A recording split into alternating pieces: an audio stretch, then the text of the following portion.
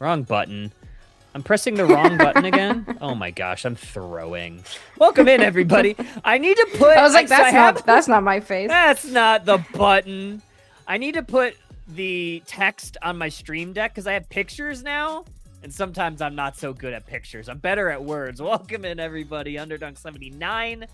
It's 79. It's kind of a crazy number, but we are here. We have 4 rounds, potentially 3, depending on how many teams fully check in of Swiss tournament for Pokemon Unite. With me, as always, my 26th month in a row subscriber, Husky Star TTV. Welcome in, Husky.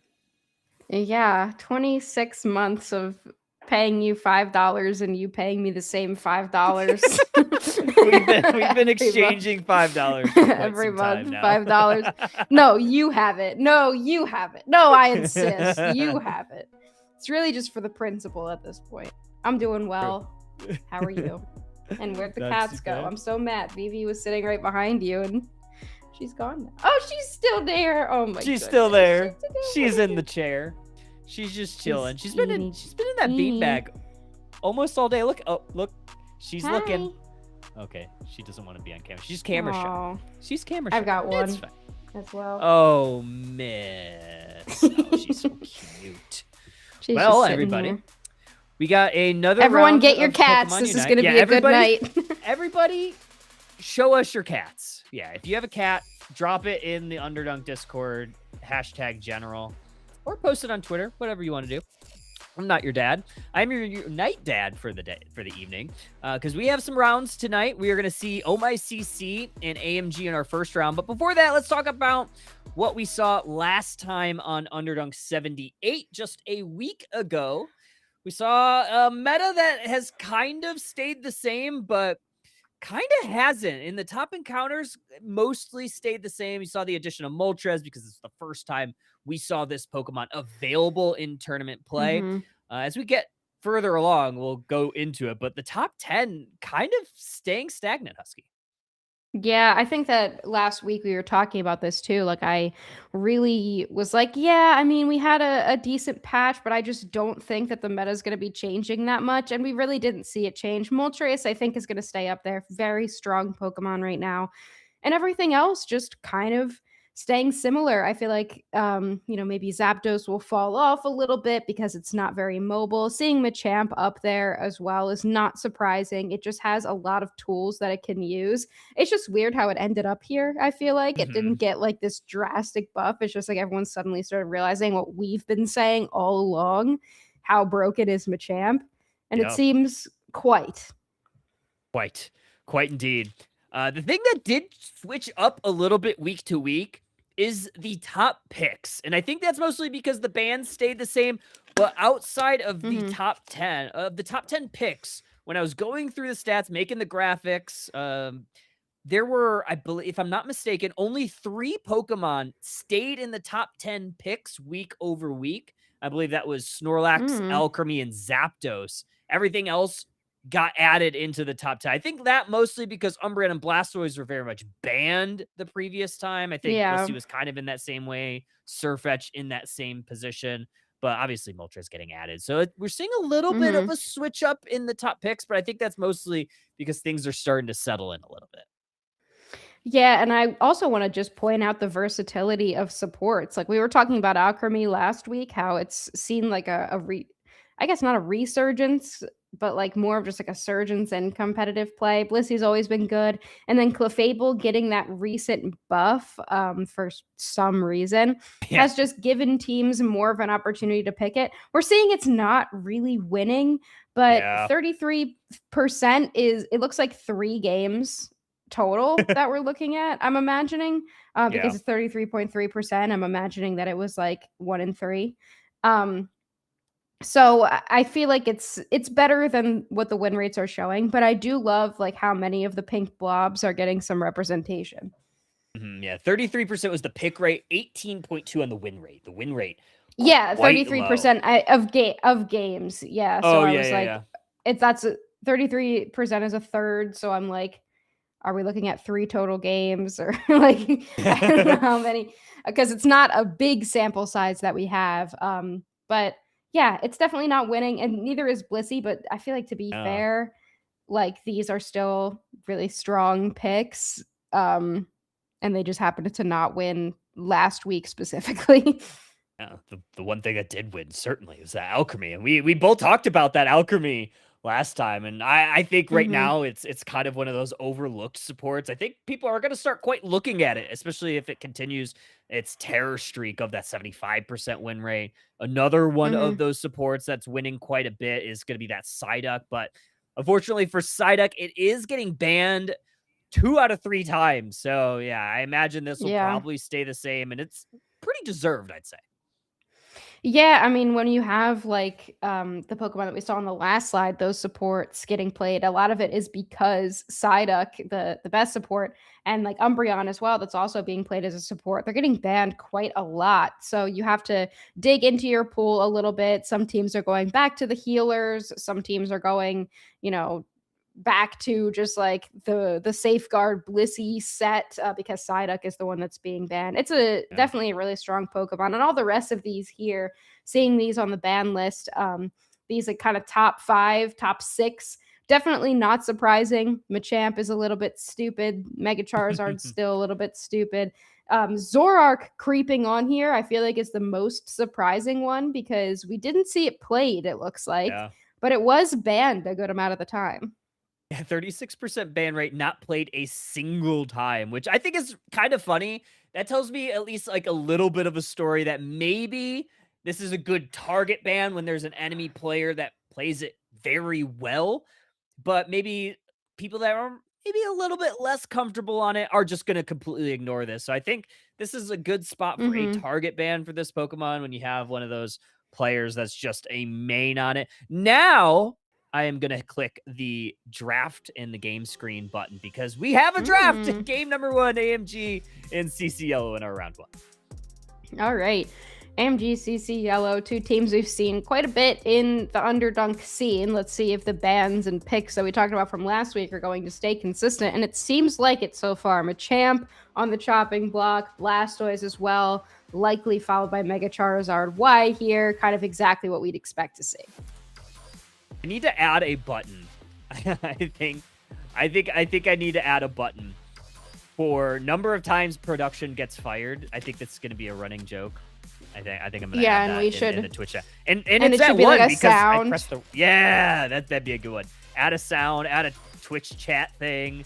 I've been fired. Yeah, at like the least red one button time. or whatever, and it's just Yeah. like fired, and it like goes across the screen like it's like wasted from whatever Oh, from the GTA. Grand Theft Auto. Yes. Yeah, that's what we need. Production, get on that, or you're fired again. Production. Yeah.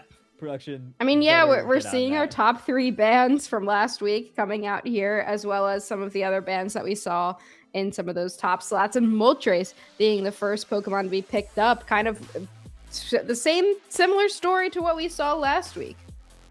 I mean, I'm not 100% sure that this might be the top 6 bands from last week. I'll have to look at the graphic one more time, but regardless, very strong. Moltres getting picked up first. I think a good counter to it is going to be that Snorlax. I think Snorlax, despite the win percentage, still seems like just such a safe option early on in drafts. Yeah, I mean Snorlax you can kind of pick at any time. It's a solid defender. There was a time where it was definitely very broken and warranted a first pick slot, but if you're not positive where you want to go and you want to feel out your opponent's draft a little bit more, Snorlax is always going to be a safe pick. We saw it picked 49% of the time last week. Definitely expected. This Garchomp is a little bit interesting, but it just kind of shows that they have a plan here with how they want to run this top path, potentially to look for a counter for this Moltres to make sure that it can't stack as easily. But the problem with the Garchomp is it does take a lot of experience to get online. Yeah, so we'll see how it goes. I do like the Blissey pick to kind of make sure Garchomp doesn't get Blissey itself, because Blissey Garchomp, just kind of one of those classic combos that always seems to work and find its way into those competitive matches. We are going to see Schmountain Shmew, I wonder who that is, grabbing that Miraidon. I think this is one of the better attackers. I think this is a good pick, knowing that potentially we will get this Latios on the gutter side, or maybe something else. I thought Latios would actually work pretty well here, especially into that Suicune, but I guess they want to try to avoid some of those freezes. I like Latios here, but I also don't mind the Espeon. The EV passive can come in clutch in a lot of situations, and I think that after what we saw in the playoffs week with Extinction pulling out that Espeon and just doing incredibly well with it, I think teams are going to start to consider this Pokemon again as an option. It's just kind of like your mid-range bursty support attacker, and it has some good secure. And looking at that side, there's not really anything with great secure over on CC Yellow, so now you kind of mitigate that with the choice of the Espeon. But Schmountain Shmew definitely has the Pokemon with the widest range in this composition, in both team compositions, so it will be interesting to see how they deal with that with minimal dive. Minimal dive, yeah, it should be very interesting. Yeah, I think this Moltres is just incredibly strong. We saw it last weekend during the regional playoffs quite a bit, either picked or banned. I think this Pokemon is really good. I'm surprised that we're not seeing more. I mean, this is, maybe more of a niche pick. I'm surprised that we're not seeing more of the Dragapult based on what Toon was able to do with it. But maybe that is one of those Pokemon that, leave it to the pros, leave it to the experts. Definitely tough to deal with in those later game situations. Yeah, Dragapult's one of my favorites, but it's just another one. It's like takes a lot of experience. It has an awful early game, at least with something like Espeon as an attacker choice. It's consistent. It has a good early game. You're getting online. It's always going to be able to do something. Its Unite move is going to be really strong, even if you have to sacrifice yourself. Espeon is still going to be able to get something going at the very least, and it's always going to be able to throw a Psyshock or a Psybeam for a potential secure. Plus, you can pivot on it a little bit more with stored power if there's a lot of dive on the other side. But you've got Urshifu. It's got a full heal. I can only assume this is going to be Water Bear. So if it's Water Bear, that means it might be able to get into that back line, but it's a little less of a traditional dive style Pokemon than something like a Speedster would be. Looks like our OBS feed is not loading in, so we're going to try to get that remedied while we get this match set up for game number 1. Yeah, I mean, Urshifu is just such a weird Pokemon, I think. And I think, maybe this is a hot take, maybe it's very lukewarm, but I think, Urshifu loses a little bit of pizzazz with how the moveset selection has changed too, because you're not able to pivot as quickly. I mean, obviously, yeah, you want to make sure those battle items and the held items are correct before you go into the match. You know which Urshifu that you're picking, but I feel like that might be more catastrophic when you forget to change your moves for something like Urshifu or for a Scyther. So we'll see which bear we get. I always, right now, with how the game mechanic works for that, I'm always a little weary. Oh, I hope someone didn't forget to change their moveset for this Pokemon. That's one of the License Journey, obviously awful decision, but I feel like the movesets seriously directly impacts everyone. It was just such a weird, bad decision.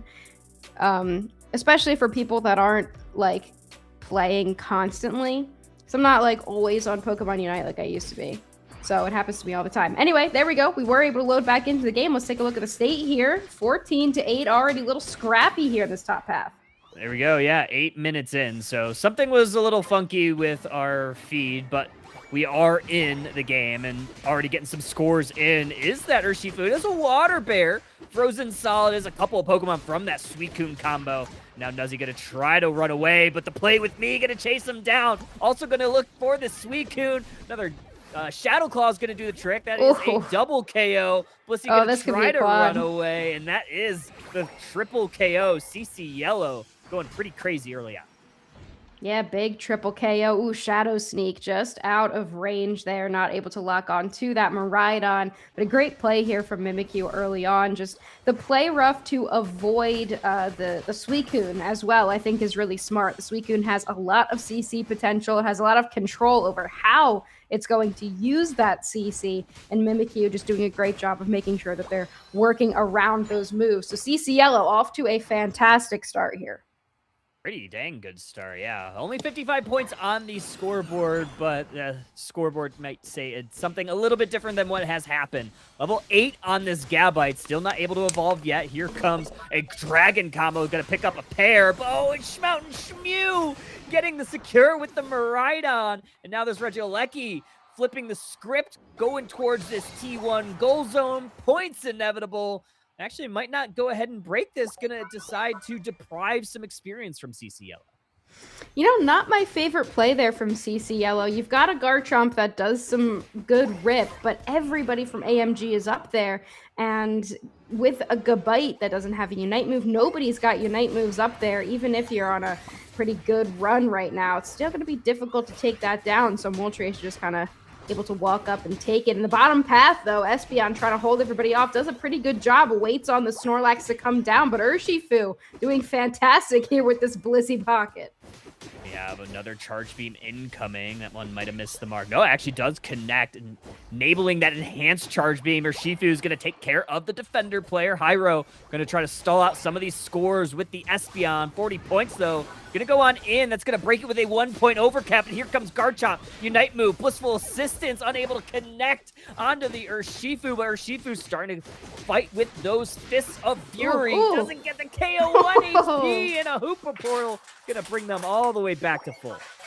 Oh, that little extra shield on the Urshifu for a second. I thought they had it, but it was not able to outlast this Garchomp, leaving them on just a sliver of HP. But now we've got a very even game here. 3 collapsing onto Snorlax in the central area. They have a good block. They have some shields. Pick up a berry. Should be able to get out here, but this is just heavy slams right into the portal. Ends up back in the Pokemon Center. But it looks like AMG has full control over this central area right now, Kyle. And not bad. And now this Garchomp going to look to deposit 37 points in. Oh, Urshifu just a little bit short. Now that leaves the goal zone at 1. Garchomp going to try to hit that A button. Urshifu going to try to stall it out. Great heavy slam there from Snorlax. However, it's still going to be the Garchomp that falls. Yeah, great heavy slam, but a better charge beam hit there to be able to take down that Garchomp. Blissey handled in the central area. I'm not sure what they were doing in there by themselves. Just getting some vision. It's always good to get some vision. Now battle for the secure on this Regieleki. It is going to be the Miraidon in the face of an Espeon to secure it. That's the second time today this Miraidon has made the secure on that Regieleki. Mimikyu trying to get 50 points in, but Blissey is there to block it. Regieleki will walk toward that tier 2 goal zone.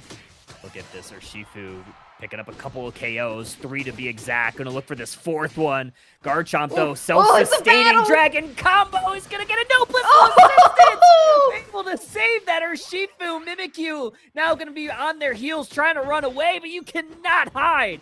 Blissey looking to slap him back to the Pokemon Center. What a play there. I mean, I feel like I'm a little disappointed because as of that Blissey there, I feel like you just got to kind of respect the ones, let the 2 of them like play it out, see who ends up outlasting. But to be fair, the Mimikyu was also on their way for the assistance. So I feel like, I mean, if you got to throw the Unite, like you can't respect the ones. Sometimes it happens. But what a great play. That's just, it's really cool when you get plays like that. But it looks like AMG wants to push this advantage, eventually looking to push this in to this tier 2 goal zone. Try to. Snorlax taking a power nap. Gonna try to hold the door. Block is gonna be very successful at doing that for the time being. But now we have Urshifu trying to go on in. Eventually, the Snorlax gonna fall. Regieleki walks into T2. CC Yellow on their heels. Dragon combo from the Garchomp into the liver and outrage. They're gonna find some KOs, but they're gonna lose the goal zone in the process. Blissey trying to run away. Eggs on the menu, but that soft boiled's not gonna heal enough. Yeah, I mean, Garchomp did a great job there picking up the Dragon combo into Unite move. A little bit late. They're going to have to do some farming, get some last hits on experience to grab that Unite move back. But I think getting those few KOs, even though they did lose that goal zone, was very valuable. And we've already got another Regieleki. Like, we just took down the Regieleki, but it took so long that the last Regieleki of the game is up here in this top path. AMG wants it.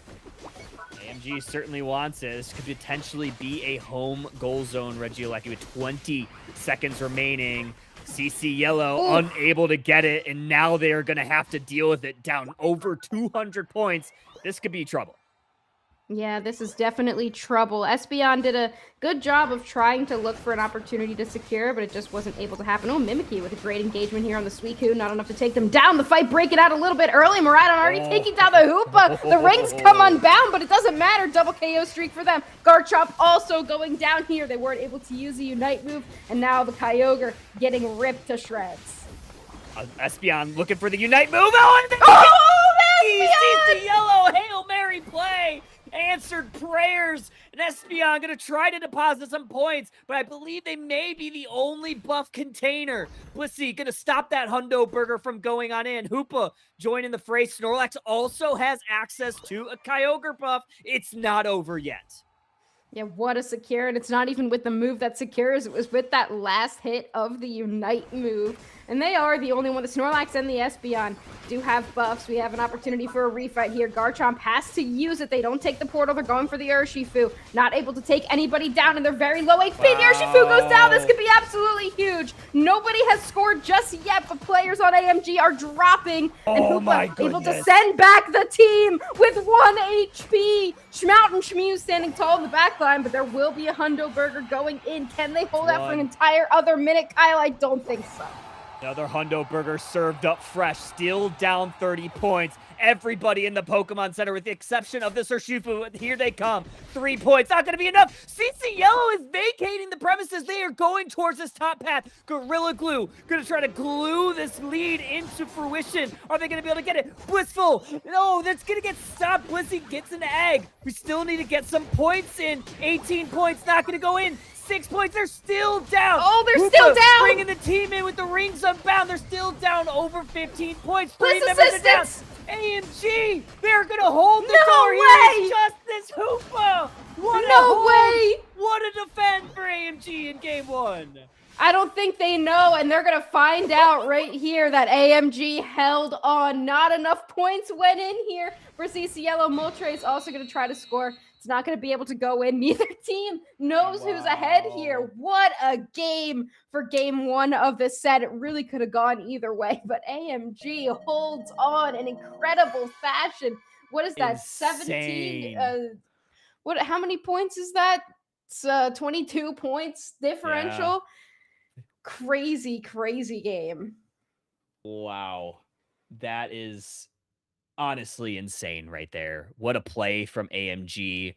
Honestly, great tempo from CC Yellow to make that pivot towards the top path. Unfortunately, might have been just too slow on the trigger, and AMG was ready for it. Nuzzle made a beeline towards that T1 goal zone once they saw it was only the Snorlax who was, I believe, had very little points in pocket on that home goal zone. So they knew that everybody was going towards that top path, and that was the only win con.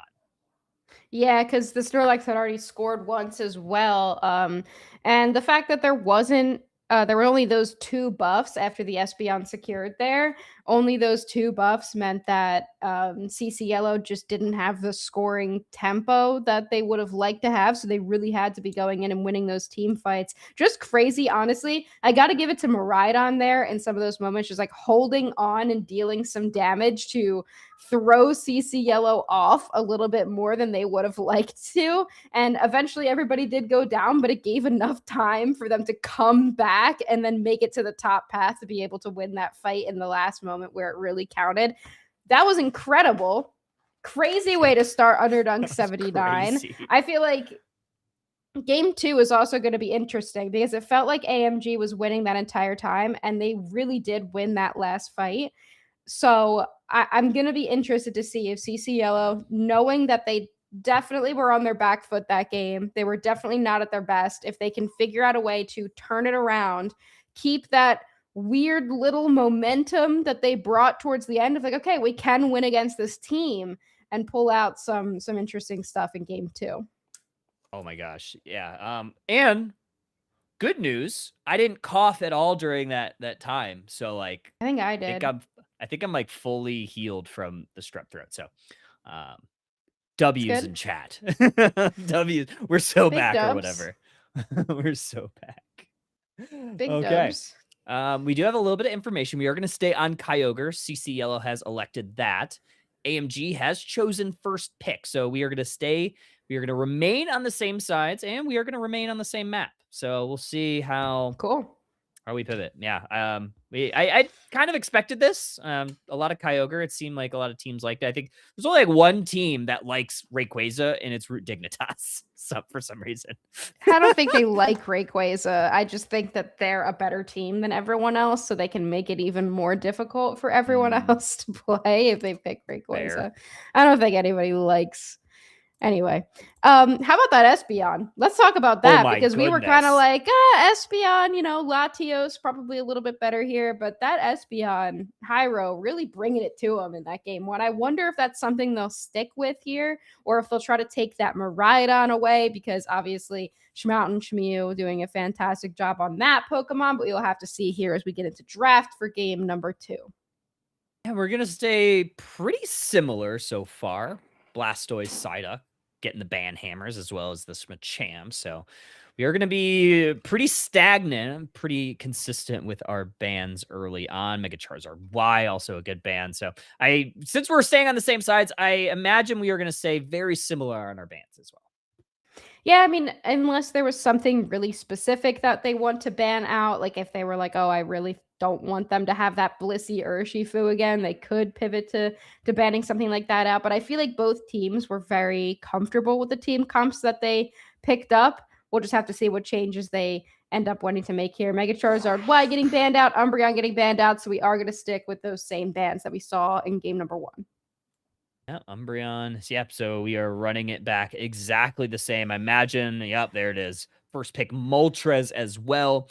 Last time CCL elected to go with the Snorlax as well as I believe it was what was their second Garchomp. pick there? Garchomp. It That's was right. Garchomp. I would love to see them have picked up Blissey Garchomp here. Yeah. And then pick Snorlax a little bit later. But I guess they really do want that Snorlax. They don't want to give it away to AMG. So I think that's more important to them. Plus, the Garchomp did perfectly fine without it. Let's see if AMG is going to stick with the same thing. It looks like they're considering the Blissey Suicune again. They will go ahead and lock that in.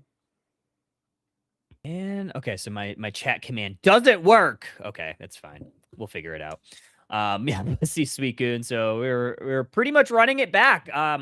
Which I find a little bit interesting for the side of CC Yellow because honestly, outside of the heroics from Hyro, the game didn't quite go their way, right? I mean, they kind of got bullied around. They were down 200 plus points by the time Kyogre showed up. So maybe they go with just a different last pick. Obviously, SPN did provide that value at the very end, but I don't know. I fear that if we run this back exactly the same, we're going to see a lot of domination from AMG once again. Yeah, I mean, I think that would be the most likely thing that comes out of running it back, which we are seeing both teams lock in the exact same comps that we saw. But also, I think that first game on type of thing, CC Yellow has now seen what AMG can do with this composition. They know that they can get pretty close. So I'm wondering if they were really comfortable with it. There were a couple things that didn't go their way, and they think that they can play it a little bit better throughout the rest of the game this time. But that's something that we'll obviously have to see here. But it's not often that we get to see a complete run back, a full run back of every single pick and ban for both sides. Yeah, I mean, we'll see. I guess if it ain't broke, don't fix it. I feel like maybe CC Yellow feels like they did everything right, or maybe they kind of know the secret sauce of how to go about some of these fights. I'm not sure if there's maybe just something that they saw in some of those small times where they did find themselves in the driver's seat that they can maybe, pick apart more frequently in game number 2. Mhm. Yeah, I mean, I think you're absolutely right. Anything can really happen. I'm sure that CCL has had a conversation at this point of what went wrong in that mid game, and to be able to bring it back like they almost did in game number 1, I think that there's just a couple of little tweaks that they can make here in this early game. Let's see. Let's see. Game number 2 of our round 1 Swiss action. Moltres heading towards the top path for AMG. And we are going to see that Kubfu go to the central area once again. Yeah, always smart to send a Kubfu into the central area. You want to see it at level 5 as soon as possible. And what else is really jungling for AMG? They don't really have anything else that can, which also means here that Snorlax invading is definitely your most likely option. It's a strong invader. It's easy to kind of force Kubfu into a weird position. Blissey comes in with the slap, but it actually is Kubfu getting both of those buffs, and Snorlax now in trouble. Back button burned, and Snorlax going to try to run away, and run away they do very successfully. Umbreons makes out like a bandit. Unfortunately, did not get any of the theft that they were looking for in that central area. But Gibble Hoopa going to try to bully out this Moltres, who's going to get away to safety with this Blissey. Currently a Chansey helping out.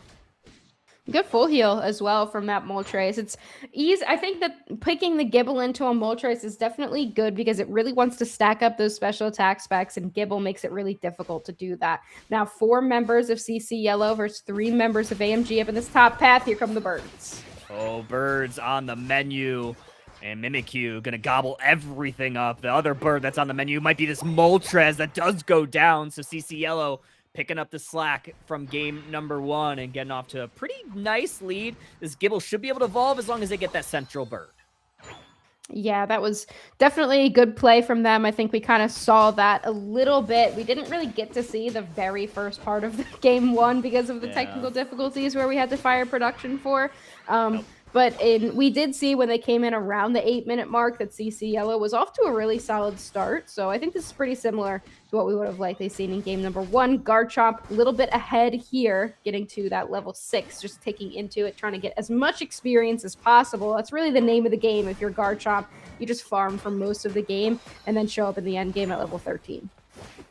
And Urshifu going to try to take out this Hoopa before it goes through the portal. Suicune actually getting credit for it, and AMG picking up the pace, picking up the tempo, depositing points into the T1. Mimikyu trying to put a stop to that, but only thing that's getting stopped is the Mimikyu's push, their defense, and they are back to the Pokemon Center. CCL trying to pick up the pieces, holding this T1 while the attackers handle T1 bottom side. Let me break down that play a little bit as well, as it's looking like AMG taking that Regidrago with an Egg Bomb, of course. But the Mimikyu was there. They locked on to, I believe, the Moltres, or it was the Urshifu, but there were 4 members of AMG in there. And they actually walked into the Suicune's Whirlpool to make sure that when the Mimikyu jumped, they would land in the Whirlpool and then could be frozen, because they would have hit them and then they wouldn't have been frozen if they jumped. So it was just a great little macro play to make sure that you're working with your teammates' moves there that I thought was really cool. AMG off to a solid start here, breaking that tier 1 goal zone, going to go for the Registeel. And they get it. Miraidon securing that one. So a couple extra points in pocket for that passive. And AMG still playing a little bit of tempo. They're going to look to score on the T2 on the top side, or at least that Moltres is. Gabite going to try to defend that, while CC Yellow primarily going for this Regieleki down on the bottom path, able to secure that no problem. CC Yellow now on the offensive down the bottom side. Yeah, they will be able to get that, but it doesn't look like they are ready to push it just yet. Everybody's starting to come down into this bottom path. We see where Snorlax is. Regieleki getting chipped down pretty easily. Random Psyshock being thrown just for intimidation. But both teams now set up in this bottom path, and AMG might be the team that potentially looks for a push here. And we are going to try to continue pushing. Moltres going to be the first one that falls for AMG. Snorlax going to try to run and get away to safety. Urshifu caught in the back line, gets caught by that Espeon, but Espeon still goes down.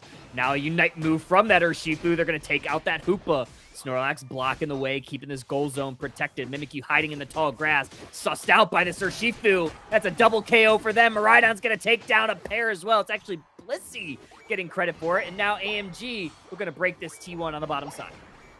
Yeah, that early game, getting all that help from the Blissey in the central area, as well as the Suicune, and so the invasion was not successful, and getting them online has just enabled them to be diving all over the backline of CCL. Espeon has not really had the effectiveness that it wants, and even through this Snorlax, it's just been unbelievable. Snorlax can't really do too much against it right now.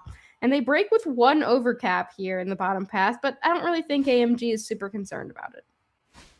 They don't seem to be super concerned about it. Miraidon going to try to stop this Garchomp and successfully do exactly that. And now we have another Regiroulette up in this top path. Miraidon Moltres is going to handle it. Suicune's going to base, go down to the bottom side where Regieleki is going to be hanging out. So AMG should be able to close this one out. And CC Yellow going to be playing with tempo on the bottom side. Hoopa does not have an access to its Unite move just yet, but they are going to send Snorlax back with a nice little portal reset. I mean, even with 4 down there, that's still really dangerous to be walking into the Urshifu like that. It hits the Regieleki 3 times, and the Regieleki was already at half. Should easily be able to go over to AMG here. Espeon throws out a Psy Shock, but it's not quite in time to be able to get it. Suicune already throw a Unite move here. Try to take down the Snorlax before it gets back in the portal, but it is able to do so. Doesn't have its Unite move. Hoopa now does, but AMG wants a push. Yeah, and CCL is going to want to defend this. Hoopa's bringing the team in. Rings are on Brown. Miraidon going to hit their Unite move button, try to put a stop to it, but Garchomp's hitting the back line. Going to look for a couple. Last bit of Livid Outrage, able to knock up 2, but Blissey, they're going to use their Unite move. Blissful Assistance into the back line. Garchomp now in a little bit of a bind. They're going to be able to retreat a little bit, but that's not going to be quite enough. Unite move from the Espeon is going to put a stop to that Regieleki push, but AMG is unrelenting. They are continuously putting the pressure on. 4 members on this T2. 3:30 on the clock, 40 points looking to go on in. Snorlax, though, able to put a stop to that heavy slam with the successful defense. Blissey just seems so much more devastating this game than I think it did in the last game. Those Bliss assistants and then the healing on top of it has just been ridiculous. And keep in mind, AMG did all that without Moltres, who's just been walking around farming the rest of the map. And CCL just not really able to get anything done there against this Urshifu. It's going to take a lot, I think, in this late game to be able to take down this Water Bear that's at level 13, likely going to be able to hit that level 14 before the Kyogre spawns. And right now, I just don't see AMG losing a team fight. Yeah, it's not looking so good so far. AMG CC Yellow here in game number 2. AMG still going to be on the offensive, right? 1-0. Another Reg Ice to try to get right before this Kyogre. That's going to be a nice buff for them, who already have a little bit of healing with that Blissey. I think it's smart here as we're looking at this mini map. CC Yellow has started to position themselves around that central area. I think that's going to be their best bet, you know, like just ignore this Regieleki. If AMG wants it, they can take it. And if we see CC Yellow up here, just making sure that they have full control over the central area and their positioning. We see now Blissey trying to get captured here with a block. They are able to get away. Now, everybody knows where CC Yellow is positioned, but Garchomp going to build up some boosted attacks here, potentially looking for a rip, not necessarily as much as they want to just pull everybody in, but the rings are unbound. Kyle, the fight is off. Yeah, here comes Espeon trying to put a stop to this Urshifu push, but that's going to be a tall tale. Mimikyu going to have the secret sauce, though. Play with me, going to slow that thing down, but Urshifu's still nearly at full health. Now they're going to go towards the back line. 3 members are already eviscerated. AMG with the full offensive force. Urshifu putting on the pressure. Mimikyu back in the Pokemon Center. AMG easy secures. Kyogre is theirs. They're not going to be able to do it again. Nobody was there to attempt to steal here, and AMG is going to continue their dominance throughout the rest of this game. They have 1 minute and 15 seconds left, but plenty of buffs and plenty of time to score with them. Yeah, they don't even need to score, so they're going to play this one pretty patiently. Going to look for their opportunity to go in. Snorlax, nice little heavy slam to give themselves a little bit of space and a little bit of vision for what AMG is setting up to do. Yeah, look at them. They're just kind of hanging out. They don't really need to do anything. CC Yellow isn't really trying to go for an opposite push or anything like that, but all 5 now in this bottom path. Unfortunately, the electric terrain gets popped here. Hoopa still has the control to bring everybody back and forth in the top half, but I think at this point they're just kind of having a good time. They don't really need to score any more points, but I'm sure they would still like to. Certainly would. Espeon, one more Unite move to try to give themselves a little bit of a cushion, but it's all for naught. 100 points goes in.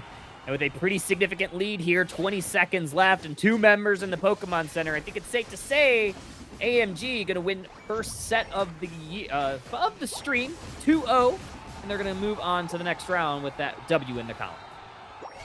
Yeah, I mean, I think that kind of what I said in the drafting phase ended up being true. Though Snorlax is always a good pick, I would have loved to see this Blissey get taken away and paired with this Garchomp instead. I just feel like that would have been a better option for what CC Yellow was trying to do, because that Blissey Urshifu was just devastating the entire time. And now AMG, even though in the first game they held on by a thread, it'll be a very long thread that they're hanging on by. This time, 608 to 124. They're going to take this set 2-0. In style in game number 2. Game number 1, maybe a little bit scary, but they held on regardless. Taking a look at the number 608, 124, your final MVP honors goes to Nuzzle. 8 KOs, 10 assists, 113 points. Not as important as really what they did during that final fight. Yeah, that was, I mean, it was absolutely, it was crazy a little bit. A little less damage than we saw in game number 1. There was a lot of scrappiness in that first game, but in the second game, I think that AMG was just really very dominant. They didn't really give CC Yellow much room to make any moves. Yeah, I mean, it looked very good throughout. And I think this is kind of what we talked about in draft, right? I mean, it felt like AMG kind of had control of every single team fight. They had very strong backline presence from that Miraidon, very strong frontline presence from not only the Urshifu, who was seemingly on the right side of the map the entire game, but also that Moltres. And we talked about how strong this Moltres is. So, yeah, pretty good stuff there from AMG, all things considered, in that game. One that was, like I said, a little scary. Little scary, but I honestly think even if they did end up losing that one, they probably would have brought it back just with how strong they were set up for. But we've got some good teams here tonight that could make it a little bit difficult for a team like AMG, but they seem to be on fire so far. Yeah, so far so good. Well, we are going to take a quick break while we get our next round matchup set up for y'all. So don't go too far. Maybe grab a drink. Maybe grab a snack. We'll be right back with more Underdunk 79. And I'm going to hit the right button. We're not going to fire production again.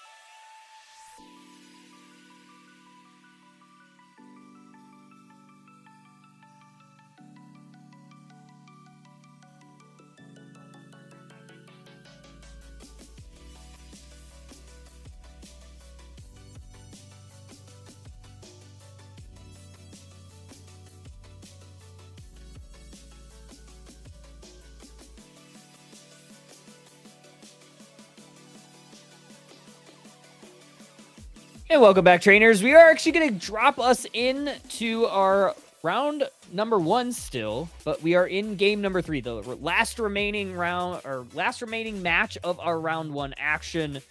And it's going to be Paradise in Division 4 in this game 3 matchup.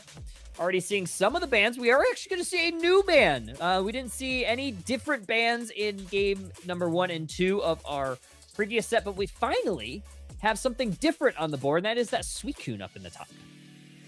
Yeah, we get to see a little bit of game 3 action.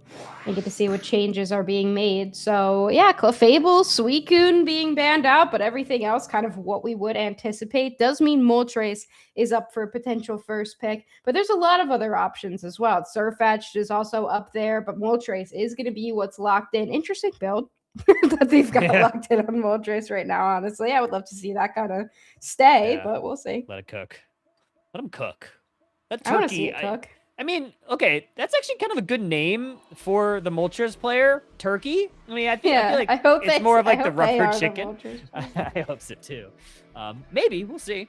We have a lot of options on the table for Paradise, and they pick up probably what I would say are probably the best 2 available, Blastoise and Surfetch. I think this pairing is so good. I think Surfetch itself is incredible, and Blastoise we saw get banned every game of our last set. So might as well. Let's take it out. Yeah, Blastoise still, they tried to nerf it. I don't even know if they actually tried to nerf it, but it did get a little bit of a nerf, and it's, of course, not enough, as we would anticipate. It's just such a strong Pokemon. I don't see it, like, going out of the meta anytime soon. But interestingly, on the other side, Glaceon. Pretty early to pick a Glaceon, in my opinion here. We do have that Snorlax coming out, though, so I don't know. I guess Glaceon is like a pretty good potential counter to something like a Surfetch, but we'll see how it ends up working. And a Venusaur. Okay, I'm excited about this. I am too. I love Venusaur. It's one of my favorite Pokemon to play. I think Solar Beam is just so underrated, especially into some of these birds and these bulky Pokemon. You have that energy amp on it, which can be a potential delete button. And obviously, Blissey, just such a great enabler. Yeah, Blissey is just, of course, one of the strongest Pokemon.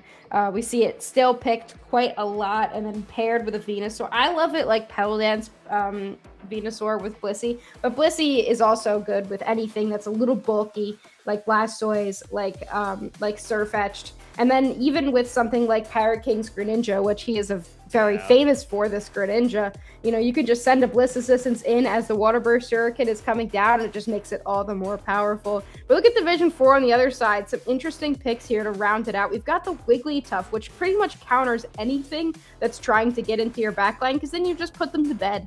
And then we also have this Empoleon, which is a little bit more of a dive, bulky all-rounder, kind of, so it might be able to withstand some of the burst damage coming from Paradise's side.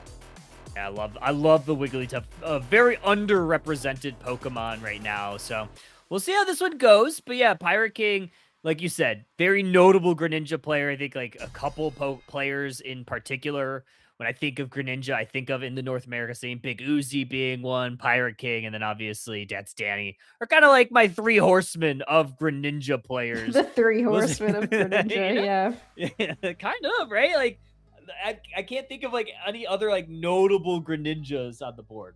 Maybe the Muck, only Greninjas I trust. Yeah, that's true. Yeah, that's the only Greninjas that I trust. But yeah, we're going to be getting here into game number 3, so we're at square one, 1-1 for both of these squads. It's do or, well, I guess we won't really be dying, but we'll be fainting. Yeah, do or faint. Maybe we should think of like a saying for that. I don't know. We'll go to the drawing board. Do or don't. Your choice. Do or don't. Do or don't. I'm not your dad. I don't care. Whatever you want. Whatever it doesn't matter want, to me. Man. Ask your mom. Just ask your mom. I don't have time for this. Snorlax doing a little bit of bullying for this Bulbasaur, who notoriously does not have a great early game. So I expect Division 4 to kind of have a pretty good part in this bottom path, but it's actually Glaceon that's going to be forced back toward this T1, try to heal up with some of these citrus berries that they don't gobble up. Squirtle able to get a nice little stack in, going to try to get away to safety, but Snorlax is absolutely not.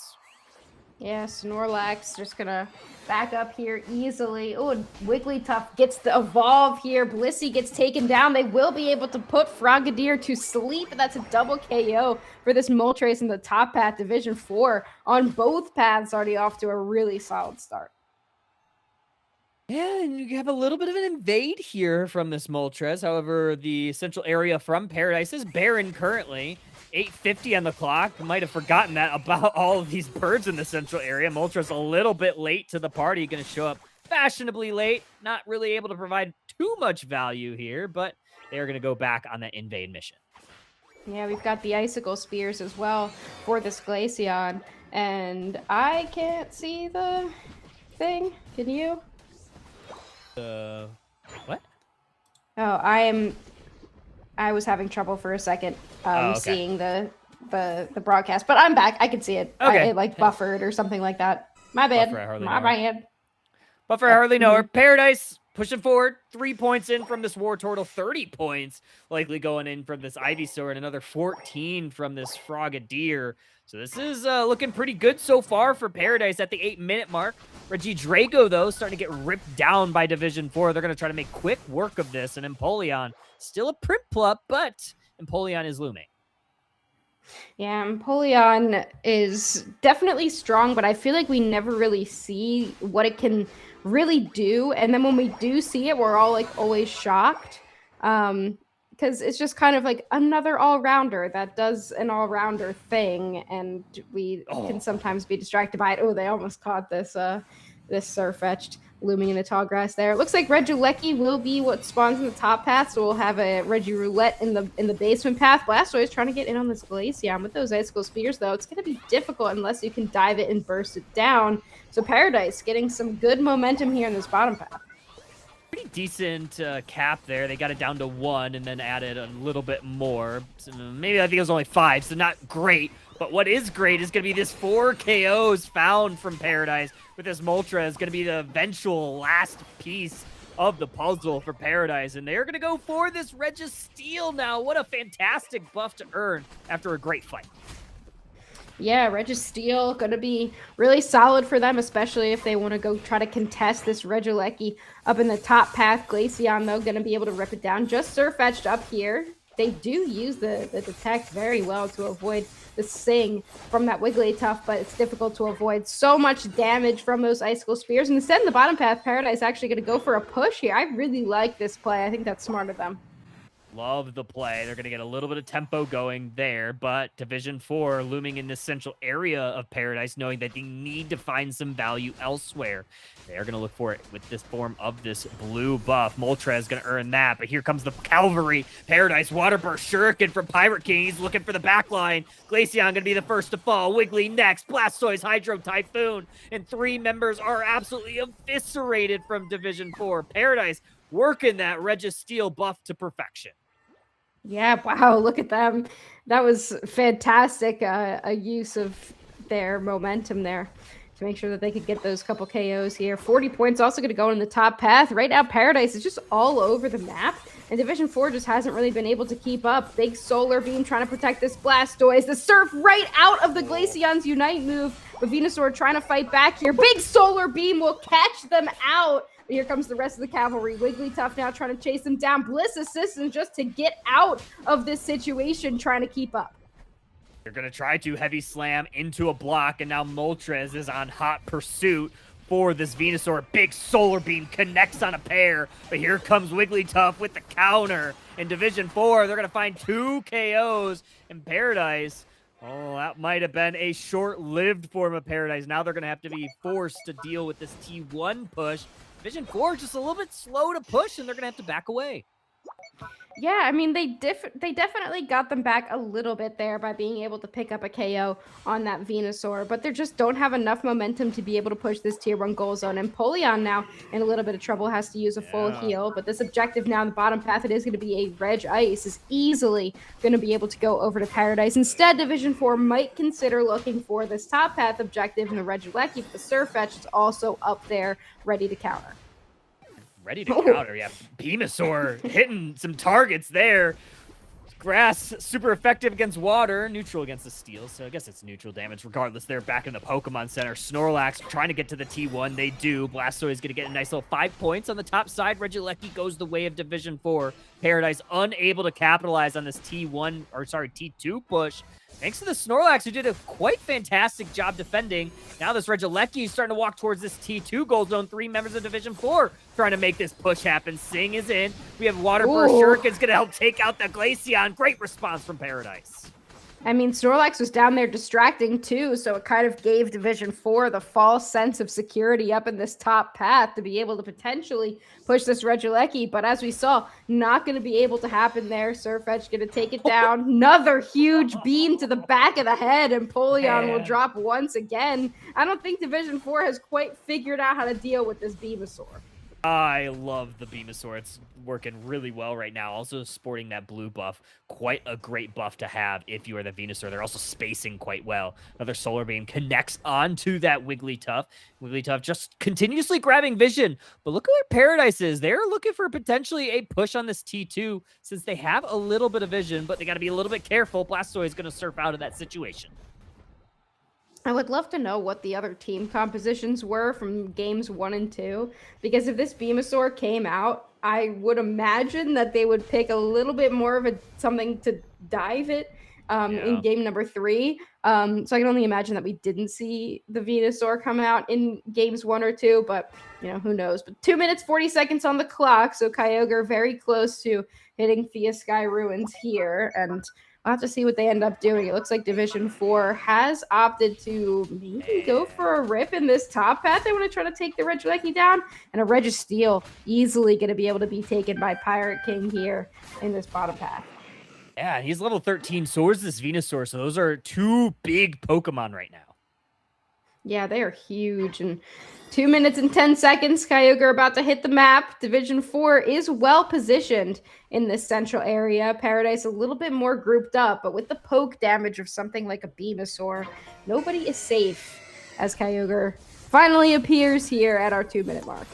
And here comes Glaceon, locking on those Icicle Spears onto that Surfetch, damaging it heavily, but I believe it avoided a lot of that damage. Hydro Typhoon cleansed by the Wigglytuff. A big beam into the backline. Goes Greninja, they're going to get 1, 2. Another beam, that's 3 members down. It's just the Snorlax now. Another beam's going to lower them down to half. Surfetch looking to go on in. Blissful Assistance, Solar Beam connects. Snorlax goes down, and Paradise finds their piece of paradise with the Kyogre. Wow, what a beam. Like, those beams were just unreal. And, I mean, Division 4 did a great job. They popped off the Glaceon Unite move and then went for the Surfetch, but that was not the target that they needed to most consider, it seems, because that Venusaur was being insane. They were just being ridiculous, hitting every single beam. That being said, Wigglytuff and Glaceon now do have buffs. I don't really think Paradise is too concerned about it, but there is still a minute left here. Still a little bit of time. They could score a little bit. Double score makes it 249-432. Blastoise caught in a blender. All 5 members of Division 4 are going to team up on him. That might yield another buff. Glaceon Icicle Spear is going to connect, and Polion going to finish the job, and 2 members are down for Paradise. But here comes Greninja, cleansed by the Clefable once again. Surfetch the only one up for Paradise. This could be the end. Division 4 with the full push. 30 seconds left. Snorlax gonna try to block and blend. Here comes Venusaur. It's gonna save the day for the time being. They're still up, but only by 37 points, if I did the math correct. We have 15 seconds left. I don't know if Paradise can hold on. Oh, there's 35 trying to go into the top path, and here comes the rest of the squad. What a surf! Glacial Stage comes down, and what a surf to prevent it. Here comes the Hydro Typhoon. I don't think there's going to be enough time. They need some points in, but no, 10 points go in. But it's not going to be enough. That was way closer than it should have been in the end. I have no idea why Paradise was just walking in one by one into everybody on Division 4, but they will hold on here in a nail-biter of an end game for Game 3. Oh, that was such a scary situation where Virago almost almost cost the team. I feel like that Blastoise was just in such a bad position trying to take that 5-person fight. They just needed to hold on to that T2 pad. They would have been able to beat on that pad. We wouldn't even had that good push from Division 4. But honestly, what a good, like, composed position that Division 4 found themselves in. They didn't panic. They almost had it at the end. I think if Snorlax would have been able to deposit their points into the T2 on the top side, they might have had a chance. I'm not sure how much they were holding, but there was just like a great defensive stand They all had around Timmy. 35. They would have got Oh, it. did they? Oh my Mhm. goodness. That's crazy. Look at those numbers, Husky. Wow. Look at that. Wow. I don't know if I have ever seen a number that high in a competitive game.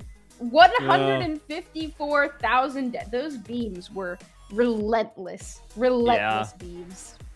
Yeah, 1000%. Yeah, and honestly, they were perfect. The end game for Timmy there too, to have that wherewithal to just get down there in time to hit that verdant anger with the beam. That probably was the game saver, being able to just stall that out for the time that they were able to, which allowed the rest of Paradise to start getting back up, which they needed because they needed everybody to be able to stop that, 5-person push into the T2 and the home goal zone. That was insane. We've seen some pretty great games here in our round 1. This has been pretty fun. Yeah, I would love to have seen the other 2 games of that set, but yeah, that is going to be game number 3. I'm glad that we tuned into it to catch that one a little bit, but we still have a couple more rounds of Underdunk coming at you tonight. We should be back soon with round 2 as we get it set up. Yeah, well, let's go take a break while we get that set up. So don't go too far, folks. We will be back very, very shortly.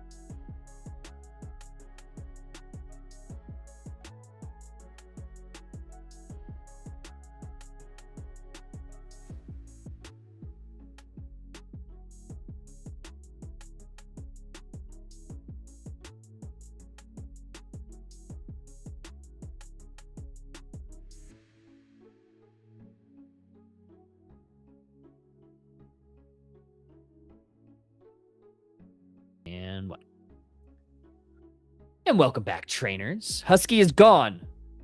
Banished. Banned from the chat. Okay, she isn't actually banned, but Fico.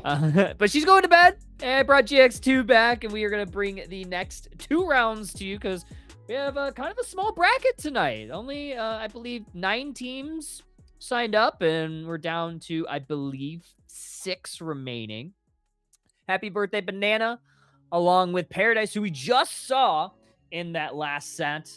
And it should be a good one. And Happy Birthday Banana is going to be on your purple side. And we're already seeing some of the bans. Charizard Y and the Machampion is getting banned as well. Yeah, the usual suspects of this ban list. Char Y, the absolute king of this list. And I've been noticing more and more teams just banning out Machamp outright. Submission just that hinders resistance is a little just too good. Just put team fights straight on their head. So getting it off the board here.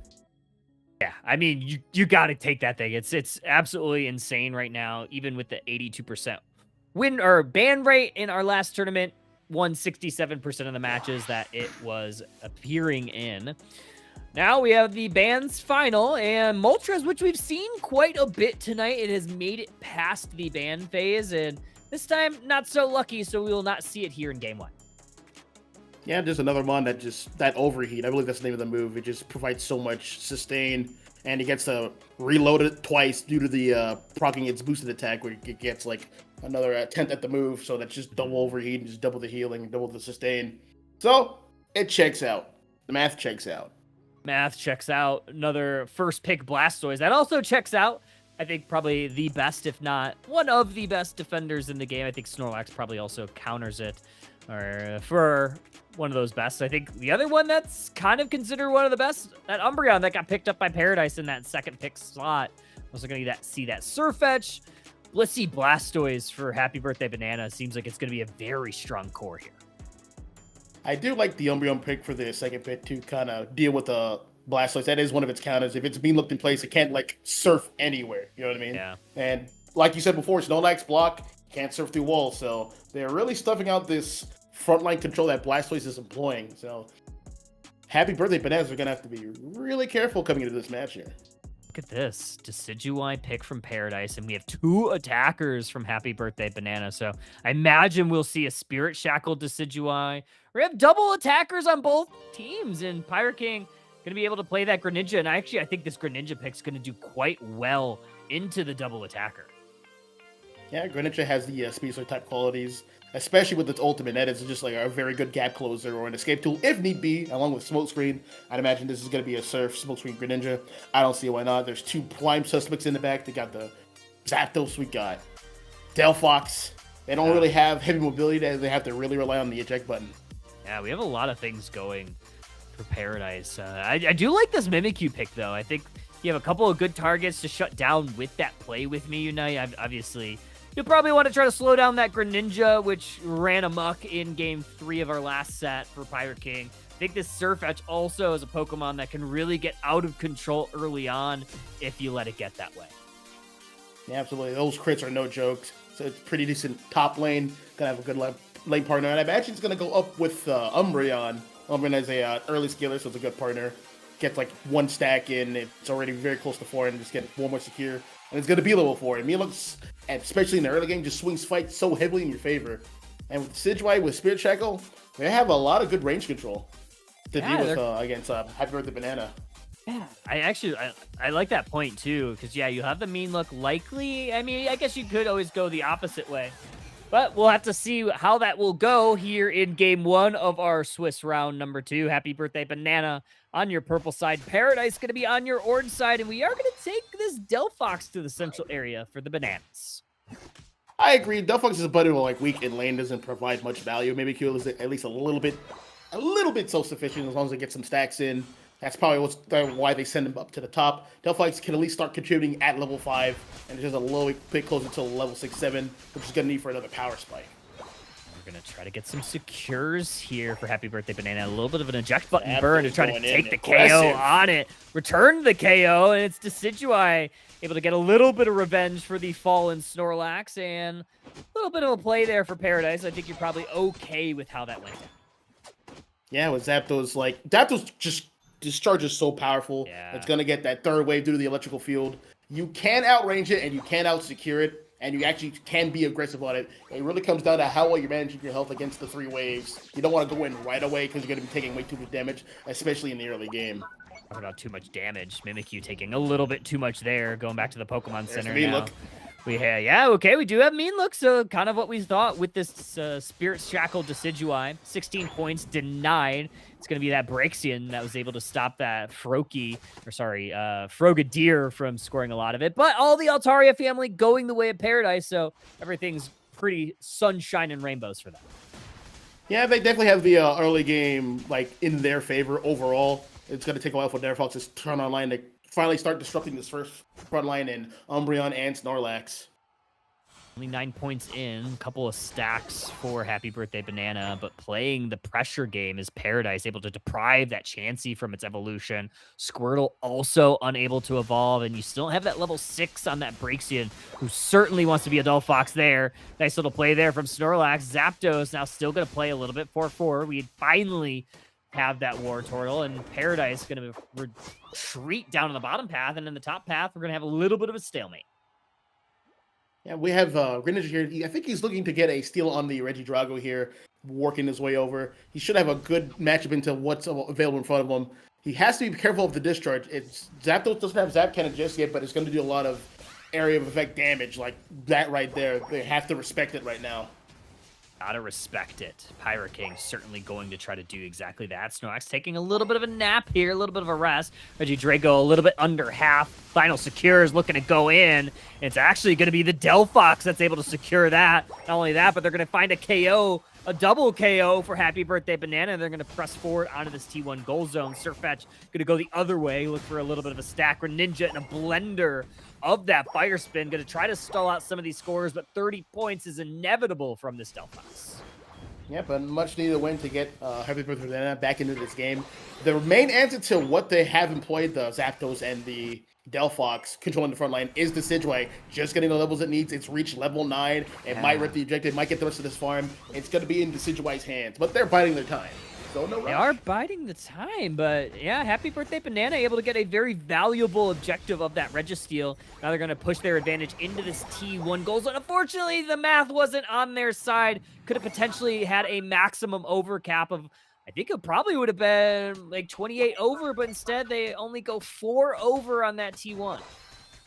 Yeah, I understand, like, sometimes, like, the math can get, like, a little confusing, like, in the moment, because, like, you're, like, enemy side, and you just want to score, like, you want to get those points in just in case you get stuffed out. So, I understand the sentiment. But, moving on back to the bottom, the Decidueye want to get the secure for Regieleki.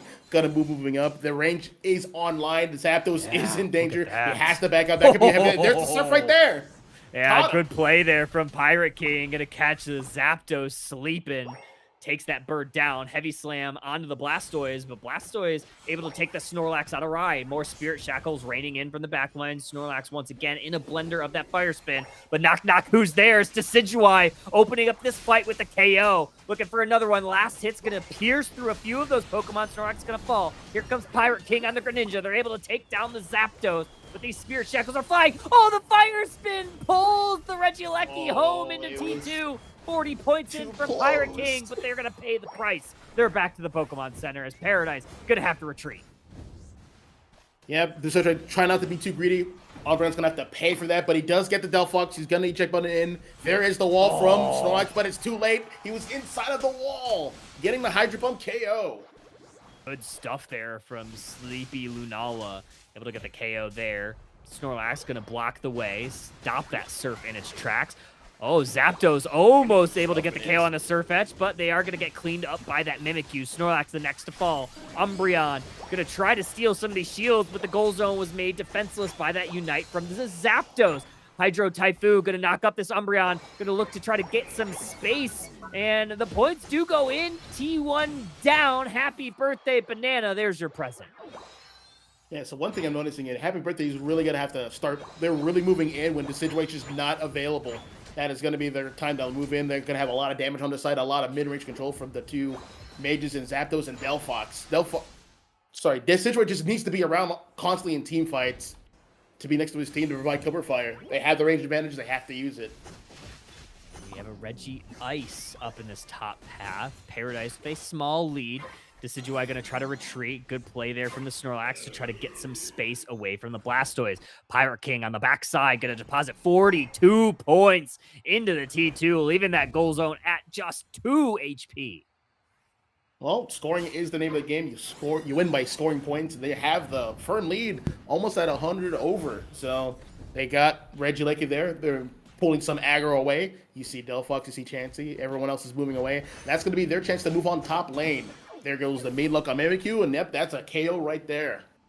Good KO. Paradise now moving towards this T1 on the top side. Fire Spin.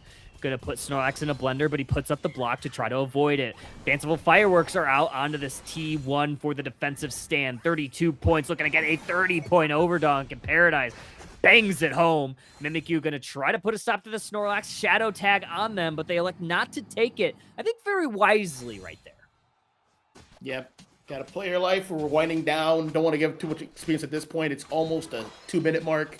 Just clean up some farm, get some vision in the center, and prepare for a Groudon. 302, 175. 1 minute remaining until that Groudon, and Paradise looking pretty good levels-wise here.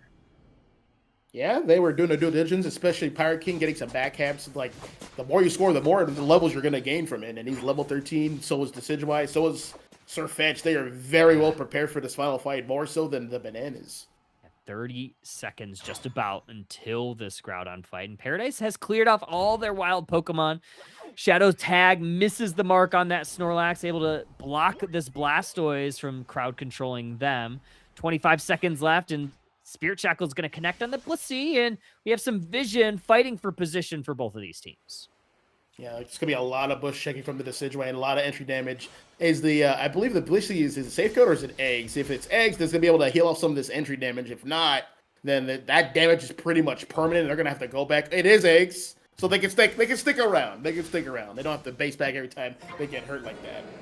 Zap Cannon from the Zapdos. Another Fire Spin avoided this time from the Snorlax. Blastoise just over half health, looking for a way to in. Here comes that serve. Blastoise able to avoid the Snorlax. Met in a mean look. Hydro Typhoon, but here comes the Blissful Assistance onto the Blastoise. They're going to surf away this Sirfetch'd. Snorlax going to put up a block. Delphox still the only one found. Knock's going to connect. Blastoise unable to answer the door. They go back to the Pokemon Center. Snorlax just able to go away on 1 HP. Oh, this Decidueye is heating up. It's a 3 KO streak. Make it a 4-piece. And with everybody in the Pokemon Center, Paradise looking to rip the Groudon off the map. Just this Delphox looking to try to get in. Snorlax able to block the path. Umbreon also has a mean look. I'm not sure this Delphox is going to get in. Paradise going to secure it. I want to say the unsung hero of that was the Greninja, diving in at just the right moment. Right when the Blastoise activated its ult, it dived the backline and Delphox couldn't do too much. And they really needed its Fire Spin to control space, but it just wasn't available. Not available, and Snorlax looking for a way in. Still 2 Pokemon defending this T2. Paradise does not need to score. They are in the lead by over 100 points. The important thing, not yielding any of these Groudon buffs. Paradise trying to still grab and fight for vision. Oh, whoa. Spirit Shackle is going to immediately delete the fellow bird Pokemon, the Zapdos, the legendary electric type from the Kanto region. They're back in the Pokemon Center. Not much Paradise needs to do here, just biding time. I don't think the Bananas are going to even get away onto the opposite side of the map. Yeah, they're just content with playing defense. It looks like they're just going to concede it, start formulating their game plan for game number 2 here. So yeah, one adjustment that I'm going to want to see them make is they need to consider the range advantage that they're just giving away. That Decidueye was such an excellent pick over for Paradise, and initially, like, it wasn't a problem because Decidueye just wasn't involved in team fights yet. It was really focusing on its levels, which is good on his part, but like once Decidueye was involved in fights, it just swung so heavily in their favor. And then you had Greninja being part speedster, being able to gap close straight to the back line when their front line is very distracted. It just complements everything, and everything just cleans right up. Well, too. 470, 175, your final here in game number 1. Paradise on top. 10 KOs, 5 assists from our friend there, Timmy. 150k damage on the Venusaur in game 3. I'm interested to see how this Decidueye fared. These long-range Pokemon did quite well, especially when there are no speedsters to deal with it. Yep. That's the ideal game for long-range opponents like Decidueye. That's their ideal game. Gross. You just get to Gross. sit back and just click on mines. 119k damage dealt on just Decidueye alone. He Man. was the damage. That's insane. 119k. But I think the thing that I always try to point out, especially on these sniper type Pokemon, how much damage did you take? Only 12k. That means that Only 12. Bananas were not really able to even sneeze on this Pokemon. And you got to give it up to the defender and the supporter player, Viragoat, along with Flower Lily, keeping that Decidueye insulated. Those mean looks, those heavy slams are absolutely perfect. Yeah, based on the composition, Banana had to pretty much rely on Blastoise for the engage, but there's the block, there's the mean look. That just wasn't ideal. Maybe you could do a Shadow Sneak Mimikyu, but that could be body block. They didn't really have any answers for the Decidueye. Yeah, pretty insane stuff here. Paradise going to win our game number 1. Look to game 2. Happy birthday, Banana. Honestly, they hung around. I'm not sure if this is, I believe this is Kiwi Mew and like a lot of the members of her stream. I'm not sure if like they normally play competitive, but honestly, like super impressive. I know like Dreadnought has played on some teams here and there. But I don't think this is like a normal like competitive team. So the fact that they're able to hang around a majority of this game and honestly look really good at moments, I'm impressed, honestly, because it's not easy to play Pokemon Unite in a competitive environment if you're not used to practicing competitive. Yeah, they're gonna have to really rely on their fundamentals as individual players. Yeah.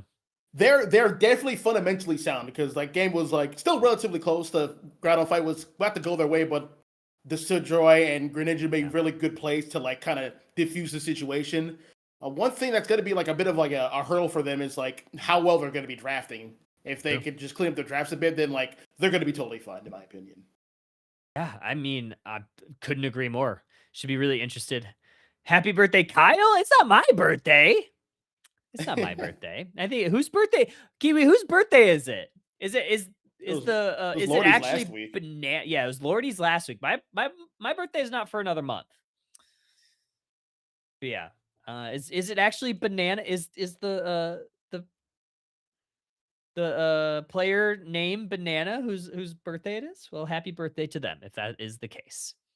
Now it all makes sense. It's all adding up. It's all adding up.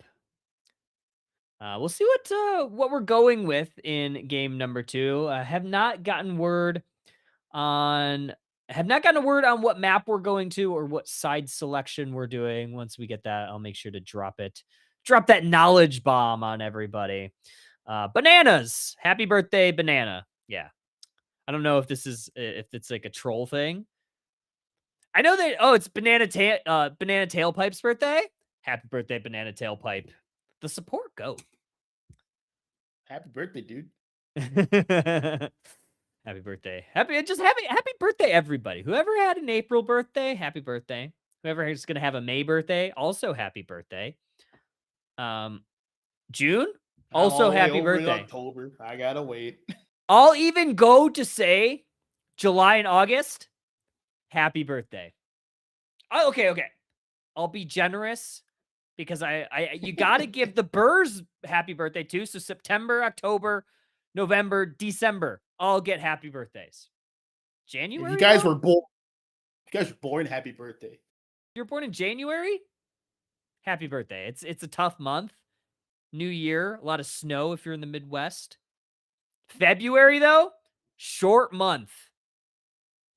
Still happy birthday because there's less days. March though, okay, happy birthday if you were born in March, also happy birthday. But I think that was all the months, right? Let's get into game number 2. No need to stall this out any longer. We're going to go back to the Thea Dry Ruins with the Groudon, and we are also going to stay on the same side selection. Paradise going to be on your orange side once again. That second pick side. Happy birthday, Banana. Happy birthday, everybody. Going to be on your purple once again. Did they mean to ban Sylveon? That is an interesting ban there. Like, I don't know. That has to be a misclick, right? We'll find out. Who thinks Sylveon's just like it's too much of a problem? It's just gotta go. Blastoise, nah, he's fine. Sylveon, nah, I can't mess with that.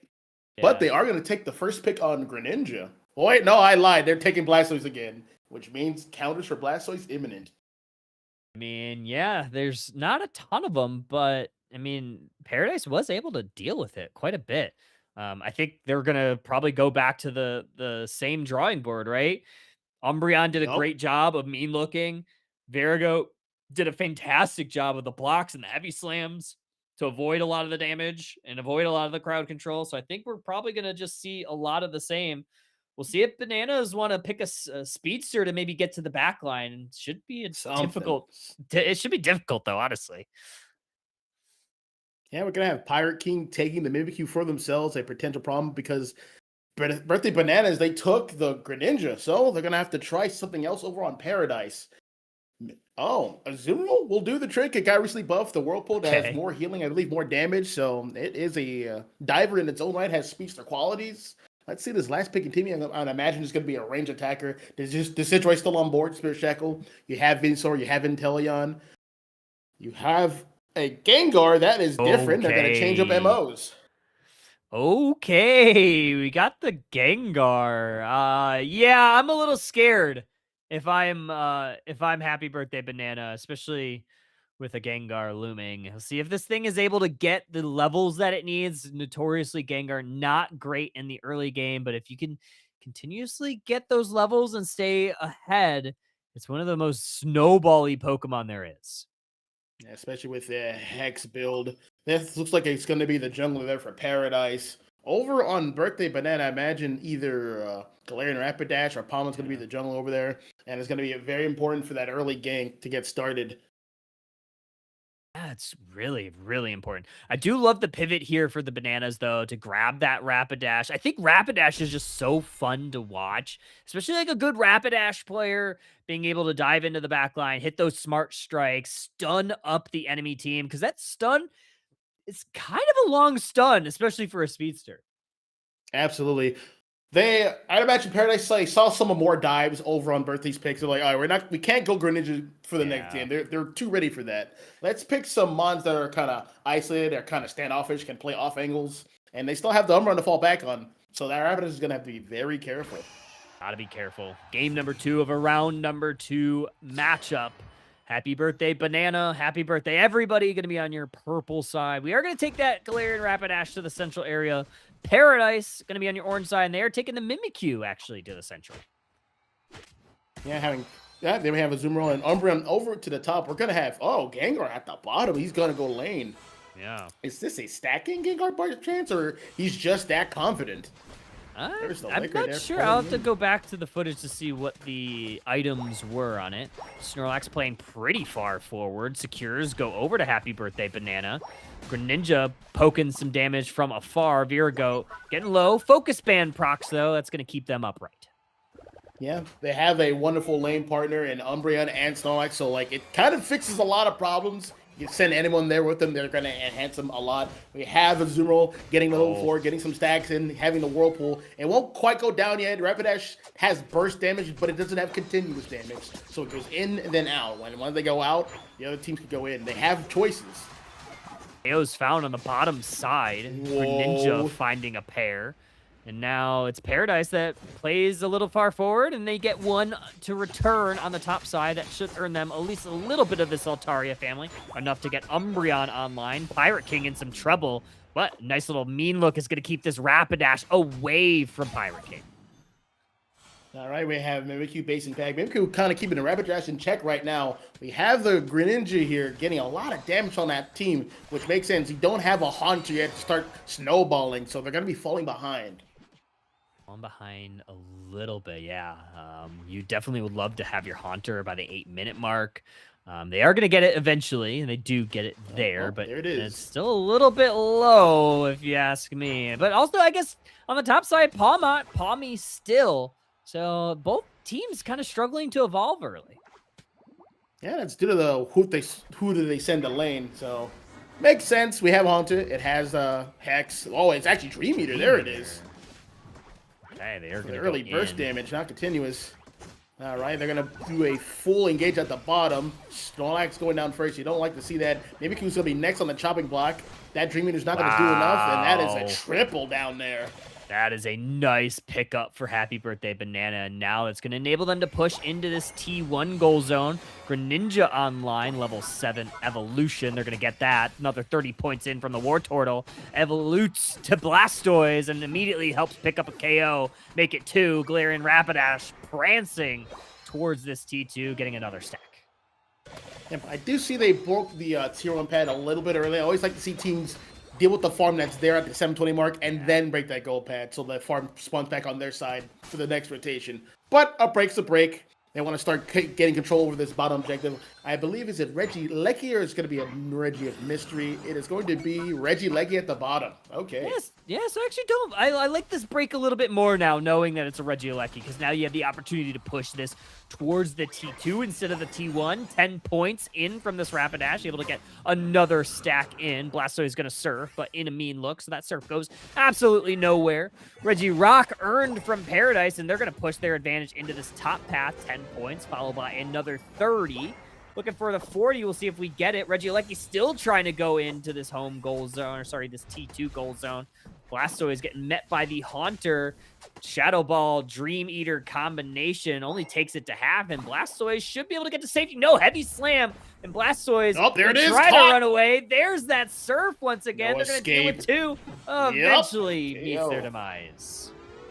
Yeah, they left the Regieleki there to like, if it goes in, it goes in, but hey, we could go do other things, get more farm somewhere else, get some picks here and there, and they got the pick, and they got the score. Haunter's almost a Gengar. He just needs one more piece of farm. They may be able to get that with Snorlax's help.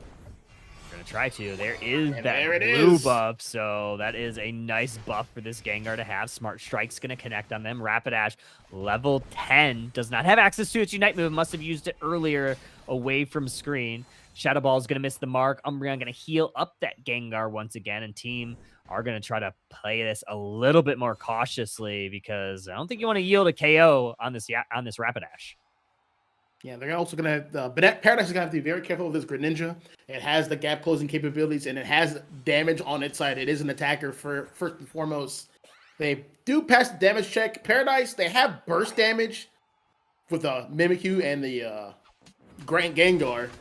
But they're going to have to be very careful. They like to take a bunch of isolated 1v1s. So that's something they have to look out for. 5 points tried to go in from the Snorlax, but immediately denied by Greninja and Co.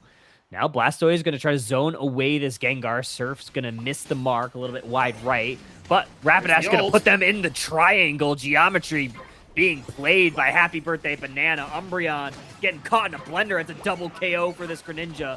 12 points in from this Rapidash, unable to go because of the power napping Snorlax. Response here from the jump pad. Paradise able to find a couple of KOs. And now it's Happy Birthday Banana. Might have got their hands caught in the cookie jar. Phantom Ambush coming in from the back line. Gengar going for this Greninja. Nice surf combo in the water burst. Shuriken saves the Greninja and Gengar goes down. Hydro Typhoon from the Blastoise. But met by a mean look, and Mimikyu level 12. Now going to put a Play With Me Unite move on this Greninja. Nice little spacing there from Dread, and they get away to safety. Safeguard on Blazy is such a clutch pick. It's going to minimize the value coming in from this Gengar, who was looking for that Greninja, but just couldn't complete the combination due to Safeguard being there. Stuff. Regieleki walking towards this T2 goal zone. Paradise forced to respond to it because all members except for the Palmot looking to push this one in. Rapidash weaving in and out with that passive. Gonna Smart Strike onto the Snorlax. They are down. That is the first pin to fall. Here comes the Zoomerable. Belly Bash, and Mimikyu gonna take out the Blastoise. Shadow Tag onto the Palmot. Shadow Claw gonna chop them down. Gengar. It's all the ghost types fighting back, and they are sending the Birthday Bananas to the graveyard. Yeah, there you got Banana splits, taking all that damage. That Mimikyu was going platinum. Shadow Sneak after Shadow Sneak, KO after KO. That's what you can come to expect from this Pokemon. A very strong mon indeed. Now they're going to rotate over to Regidrago. That is a quick completion there. He has the buff. He might leverage a score, or he might go to the top to get some of the farm there. 27 points in from this Palmot, so stacks are in, but the thing I'm concerned about for the Birthday Bananas is just the leveling right now. You have a level 14 on this Mimikyu. It's only going to get a little bit worse with another KO. Fire King controlling this game. Yeah, the power spikes from just like 12 to 13 and then 13 onwards is absolutely insane. That is end game levels. You do not want to be hit by those monsters very long. Not at all. 2:30 on the clock, 3:20, 1:35. Paradise in prime position to take a 2-0 victory. Just have to protect those carries. Level 14 on the Mimi and the Azumarill. Gengar level 13 as well. Yeah, they're about to walk right in here. Snorlax is already getting prime positioning here along with Umbreon. They're looking to slow down this Blastoise so they can focus on their 1v1s between the Gengar and the Mimikyu. Level 10 on this Umbreon, trying to absorb a lot of this damage with those wishes. Virago, nice little block there to avoid some of the crowd control from the Blastoise. Puts that block up. Nice little heavy slam, hits 2. More damage from afar. Forces the Unite move out from the Snorlax. There it is. Blastoise using Uniting move to avoid the steal of the shields from the Umbreon. You have the Galarian Rapidash down, and now this Gengar is starting to heat up. 2 members down for the birthday bananas. Paradise has not fallen at all. Groudon starting to get hit. Blastoise is going to be the next to fall as the Azumarill takes them down with a clean team wipe. Paradise should be able to take this one clean off the map. Yep, there was the same interaction again as last game. Blastoise goes in to try to engage, but 2 defenders and Umbreon and Snorlax, they kind of handle him and anyone around him, and then the backline gets dove. Could be Greninja, could be Blissey, and it was those 2.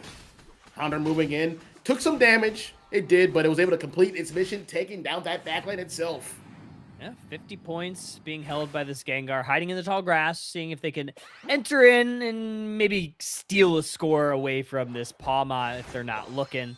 We'll see if Mimikyu can do the same on the bottom side. No response here from the birthday bananas. Another Hundo burger served up fresh. Timmy with the Groudon buff is able to take out that Pawmot, and this should just be about as secure of a lead as you're going to find at this stage of the game. Yeah, Palma can't really do much as a level 14 Gengar with the Groudon buff. It's just going to one-shot you. There's just absolutely nothing you can do on your own. It just wins that 1v. Another Unite move from the Galarian Rapidash. Put a couple Pokemon in the triangle. Not much you could do here for the birthday bananas. Just try to salvage, maybe stat pad a little bit, make things look pretty good. But honestly, not too bad. Paradise definitely had control of that game from start to finish. It definitely didn't feel out of control at all. I mean, we saw a lot of fights that the birthday bananas won, but what we didn't see a lot of the time in that early game was Paradise ramping up away from the fights. I think that Mimikyu and the Azumarill were just going crazy on the top side. Yeah, just biding their time, just waiting to get their resources, waiting to get their levels, and once they got it, they were able just to go in. Pretty much wherever Blastoise isn't, they're just able to run wild. And that's what happened. Yeah. Honestly, not bad, though. I mean, Paradise is filled with a lot of really, like, experienced players. Virago on the Snorlax, very notable player. Pirate King, very notable Greninja player. Has played in Underdunk. I can't even count how many times as that player has played in. So yeah, this is a pretty stacked team. Happy birthday, Banana. Not sure if they played competitive a ton, but they played. They still played well. Pretty They strongly. still played very well. Yeah, I'm honestly impressed. So GG to all them.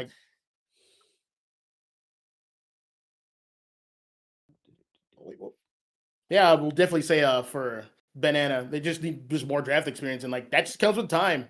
Yeah. You know what I mean? You can't like be experts at draft right away. Draft is an entirely different skill set from what the rest of the game teaches you. So if they develop that, I'll feel like they'll be one of the stronger teams. They definitely are fundamentally sound. They play very well. They have good decision making. So that's just a matter of time. Yeah. What's funny is like, what's the best way to describe it? When I'm playing competitive, which is not very frequently do I like 5-stack. I'm better at casting a draft than actually drafting. When the timer is going down, I panic. I absolutely panic. I'm like, oh, crumb. What? I forget everything that I know about the game when that timer is counting down. Just the pressure's on. It's awful. That's why I don't play competitive all that much. That is the thing. It's whether or not pressure is there or not. That pressure just makes all the difference. It's like, at least like with like solo queue when it's in draft, like I just know I know what I'm gonna lock in. Doesn't really matter. It's Yeah. not as coordinated, but like in coordinated play, it's just like a whole different beast. So we'll see. That is going to be it for our round 2 action. We are going to take a quick break while we get set up for either round 3 or potentially a game 3 of whatever is remaining in round 2. So don't go far, trainers. We got more Underdunk number 79 when we get back.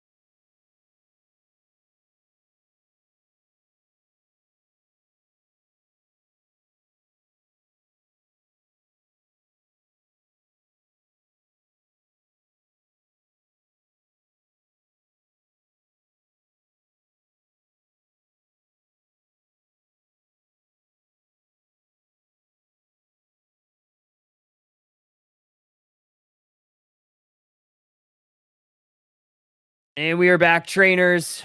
We have a game 3, actually. We have AMG, who we saw in our round 1 action, taking on Oh My CC. Not to be confused with CC Yellow. That is very different. But AMG won the 2-0, so this is a big game for them if they want to be 2-0 in their series wins. Already, we're seeing some very interesting bans, some a little bit different. We have the Garchomp Sableye banned from AMG. Yeah, Sableye. Well, people would say Sableye is a bit of a troll band, but a good Sableye does a lot for its team. A lot of vision, a lot of stuns, and like it's hard to react to. It comes from some random off angle. You see the icon, and next thing you know, you're stunned. So it kind of forces you to play its game, and that's called a strong mon, in my opinion. When you have like a player that's really good on Sableye, it's just something that you just want to take out of their repertoire because it kind of throws them off. It's a nightmare. It's just, yeah, quite literally. Yeah, that's like one of my least favorite Pokemon to play against. And whenever somebody like wants to ban that Pokemon, even if it's not meta, I'm like, you know what? It's understandable. Fine. I get it because I hate dealing with that thing. Yeah, that over-centralizing when it's very well wielded. And looking at these picks here, I see a lot of all-arounders here for AMG. I see a Machamp, I see a Suicune, I see a Charizard X. They're they're under the all-arounder classification, but they all do very different things. Machamp's a diver trying to grab competition, mark somebody for death. We have Suicune controlling the mid-range with Whirlpools and Ice Beams. We have Charizard as a late-game sweeper that calls people out with the bound property. He can actually stop that Snorlax out if he wanted to. Yeah, I mean, there's a lot of like really good things going for AMG, but I actually really do like Oh My CC's composition. I imagine this Latios will likely go Meteors. I could see it going Dragon Pulse, but I think Meteors are just like so incredibly powerful right now. It's so much that value you just these days. almost so much. have to go. I think it's also one of the funnier moves in the game, which I think is infinitely more valuable than it being good. When a Pokemon has a funny move, to me, it just makes the game more enjoyable. Like when you have like 30 meteors just falling down on you, I think that's pretty funny. Yeah, it is pretty funny. What won't be funny is the early game. Latios takes a while to get going, so team fights are going to be a little bit skewed for Oh My CC in the beginning. But late game, or mid to late game, when it has like 5-6 meteors raining down in succession with a Telekinesis or a Luster Purge aiding in the damage, then now it won't be so funny for AMG. So looking forward to seeing that. Certainly. Yeah, Surledge is also a Pokemon that doesn't get picked up often. So I'm excited to see that. Or at least not in the last like week or two since it got nerfed a little bit. But AMG, Oh My CC, game number 3 is very important for both of these teams. Suicune, along with the Machop, heading to the top path. Schmountain Shmew on the Mew going down to the bottom path along with the Psyduck. Yeah, a bit of a miscommunication there. I thought they were going to do the Infinite 3-1-1 split, but it hasn't happened since Season 1. Yeah, not going to happen here. Muted Auto is going to connect. Going to get a secure here. I think actually Psyduck was able to take away, help take away both of those pieces of wild Pokemon Psyduck away. And you. Yeah, pretty good stuff there. Oh My Looking at their CC points. playing a little bit behind. Yeah, well, hopefully it goes a little bit better at the top for CC here. They're gonna, well, but Machop's Karate Chop is tough to secure to deal with. It's actually pretty good when boosted with the bulk up. You should be able to get that secure here. E-Ball, a light screen is no joke. Gonna have the rest of the team move up to the top. They might do a 4-1 split here for 850, or they might not. The timing's not quite right, so it's gonna be a 3-on-heat over here at 850. 3v3 Talonflame of Fletchinder currently looking to weigh in, but AMG able to clear a lot of that. Hoopa Portal able to get the Talonflame back to safety, but AMG pressing forward for members. Talonflame doesn't take it. They're going to go the long way. That's going to enable AMG to deposit some of their points here, but Fletchinder going to find a KO. No, Machop able to get away, and Charmeleon able to burn down the counterpart of the Firebird. I understand why he did it. He was going for max value. Charmander would be max value, but you could probably do both. Oh, Just didn't work out. You got neither. Bad. Greed. It just feels bad, man. And this Latios unable to secure away any of these Pokemon. So they do not have access to their level 5, meaning that they cannot stack up those Aeon stacks, which is so valuable for this Pokemon. Eventually, they do find that level 5. So now we'll see what they go. And it is going to be Meteors. Yep. If you're Latios, you just have to go be involved with every single team fight as much as possible. The only thing that matters is those Eon stacks. You just have to get them. Literals can come later. Oh, eject button burn from the Mew. Talonflame was looking for the fly to connect. Charizard X able to take down that Hoopa. Here comes some Meteors. That's going to connect on a couple. Some more Aeon stacks over to Oh My CC. But AMG going to look for the Draco. Yeah, right now AMG wants to do nothing but engage, and being aided by Psyduck and Mew here. We got the Flare Blitz, we got the submission, and we have Whirlpool Ice Beam slowing members down here. So they're going to have to really rely on Talonflame for the burst damage for the setups here for Oh My CC until Latios is ready. Choke, unable to chase down that Talonflame, which they were looking to do. Heavy Slam's going to connect on that Suicune. Block, not so successful. Regirock, though, starting to go down. Whirlpool's going to connect on a pair. That's going to freeze a couple Pokemon solid. They're going to stop on the Regirock, and somehow Machoke able to secure that away from the fly Talonflame, who's now back in the Pokemon Center. He must have gotten a creep with that cross chop. That's the only way, man. Nice little psychic there on the Hoopa. Push them backwards, and now this Charizard, who is level 9, has access to their Unite move. Going to start making work on this Regieleki. Mew going to coach the Charizard. Going to look for a secure. You do have E-Ball up. Hoopa, Phantom Force going to try to take down this Mew before it can E-Ball. E-Ball's a little early, but Charizard, Sir Charles Lazard X, able to get the secure. That's the Fire Punch. I like the position he was playing from, just ready to peel off to, like, secure some kills with its ultimate at any point in time. Oh, I thought he was going to ult the Hooper there just to get him out of there. That would have been greedy, but he's got to save it for this team fight. He's ready to move in. Regieleki's moving in for extra damage. There's the block someone's. He's turning off that block right there now. That's a massive Fire Punch right there. And then a Flare Blitz. He got locked on with the targeting. Getting to sustain another Fire Punch, another Flare Blitz. He's up. That's a KO, a triple piece. Can we get a quad? Almost. Yep, there it is. Yeah, we get it. A little bit of damage from this Charizard. Going to try to maximize and try to get as many points in while this goal zone is defenseless. But first, going to get a couple stacks in as well. And also maybe take this Regieleki family, or sorry, the Swablu family, to make sure that these birds spawn on the opposite side. Instead, they just go ahead and break that. Pretty decent overcaps for AMG. Now we have a champ on the top hero in an enemy jungle. He has level 10. He has his ult. He's ready to move in. He's going to have to play her on the fly, though. The fly has activated. He's still going to chase. There is a psychic from Psyduck here. Talonflame's left alone a little bit on an island. He's going to reconvene in his jungle. 204-40 halfway through. Oh My CC looking to get some value on the bottom side. Snorlax scores. Hoopa brings the team in. Rings Unbound. We'll see who takes the portal. 35 points, as well as an additional point from this Talonflame. Only 14. Not a huge overcap, but it gets the job done. Breaks the goal zone. Gives Oh My CC a little bit of space. Playing with tempo, though. AMG looking for some scores on that top side. But Champ going to turn it around. Low HP. There's the Revenant Ren going to take down 2, but Revenant Ren and the Cerulege going back to the Pokemon Center. They pay for it. Charizard X, though, going to take this Talonflame for a ride. This is the Fire Punch. He has to leave. He has to go. But yeah, good value on the Cerulege. He got a double KO before going down there, getting some good levels right there. He's going to actually reach level 11 because of it. Spawning on into that tier 2. Charizard X at the bottom, trying to steal a buff, trying to make its way out. He's getting chased by Hoopa and Talonflame. The ult has ran out. He's level 13 and he's easy eats right now. That's going to be a KO for Talon. No, not yet. Charizard takes him down still. That feels bad. And Hoopa gets the levels. Yeah, Hoopa gets the levels. Unfortunately, not your speedster, so that's very unfortunate for Oh My CC. Regardless, you still get some levels for your team, which is just better than not having them, I guess. Reg Ice goes to AMG. Regieleki looking to be taken down by Oh My CC. Should be able to do that pretty easily with this Latios.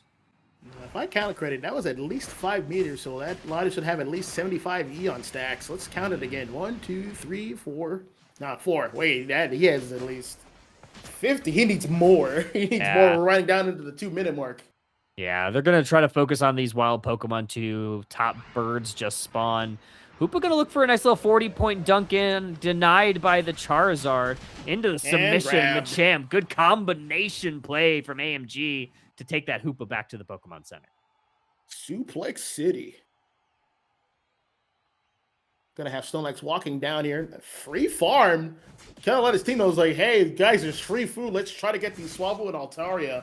No one else is here. No, nobody wants it. No, not more for me, I guess. Gotta reach level 12. Snorlax will appreciate that. It's always unfortunate that most defenders do not reach 13, which is like their true power spike. A level 13 defender is nigh impossible to KO, and they have the plus moves on their second move, which is actually really strong effects. It's unfortunate. Like, a level 13 block plus on Snorlax is actually oppressive. It's kind of silly. It's kind of turbo broken if you get it. Yeah, he just doesn't get there in time. No. Teams poking and prodding Mew, checking tall grass. Groudon has entered the fray in the central area. Hoopa's going to put a portal down, take it back, recharge its HP. Mew's going to connect on a Solar Beam. All right, Mew getting good entry damage here. They have Hooper here trying to minimize some of the damage with the hyperspace holes. Charizard's just ready to pick its targets. He might choose his targeting when some players go into the hyperspace hole. Yeah. Hooper has to be very careful with that. Ooh, look at that. That's a big one. There it is. There it is. Yep. What a pull from it. Psyduck. There it That's going to is. kick off the fight. Latios back in the Pokemon Center. AMG on full offensive. Musted Auto. Going to connect on the Talonflame. 3 members are in the Pokemon Center. This Charizard X. Call him by his full name. Sir Charles the Zard X. 5 KOs down. AMG taking the Groudon. That was juicy. The way just in time. That Psyduck pull was clutch. You're not going to be able to go in the hole. You've committed to be up the front. I know you're behind on stacks and you want to try to get some stacks before the pride breaks out, but it's too little, too late. Too little, too late is exactly right. 221, 113. Points denied. Mew gets caught here. Gonna eject in. They're still gonna go down. Talonflame able to secure the KO. Charizard in a little bit of a bind as 4 members start to go on top of him. Oh, Talonflame gets absolutely obliterated, though. The meteors from the Latios starting to do some damage. 21 points, double it, make it 42. AMG still has some work to do. Another hundo would definitely help. Psyduck, another hundo on the backside. All right, time to play some defense. This is a close game here. If they could get that score in, wait. Snorlax gets that. No, there was no one there, but that's not enough yet. I don't think you can get the score, and there's no more time. No more time. Oh, my CC needed a little bit more time added. Unfortunately, there is no Dialga to add that Roar of Time. And oh my, imagine if that's a thing that ever gets added. Please no. AMG 463. It just reverses time. You have to do a refight. That'd be nuts. Could you imagine? I am just going to stop talking. We should not have that happen. Timmy, please no. Manifest that. Nuzzle 14 KOs. 0 assists. Yikes. Holy. Yeah, like we were talking about before that fight broke out, Hoopa was minimizing the entry damage from Mew, creating some hyperspace holes. He did it right in front of everybody. That was the thing I didn't like. So AMG was able to anticipate like when to make their next move. Had the hyperspace holes been into the bush or just away from the center, just keep them out of vision. It would have been Nuzzle and like the rest of AMG would have had to commit more to the push, but once they did and that side I got that psychic on the Latios, it was just wraps. It was only Latios, 2 members were gone, they were taking too much solar beam damage, and the rest of the fight was cleanup. Good stuff. AMG gonna win their second set of the evening. Gonna be in the driver's seat going into our round 3 action. But before we get to the round 3 action, we gotta take a quick break, so don't go too far, folks. More Underdunk 79. We'll be back. We'll get round 3, the final round of the evening set up. We'll see you very soon.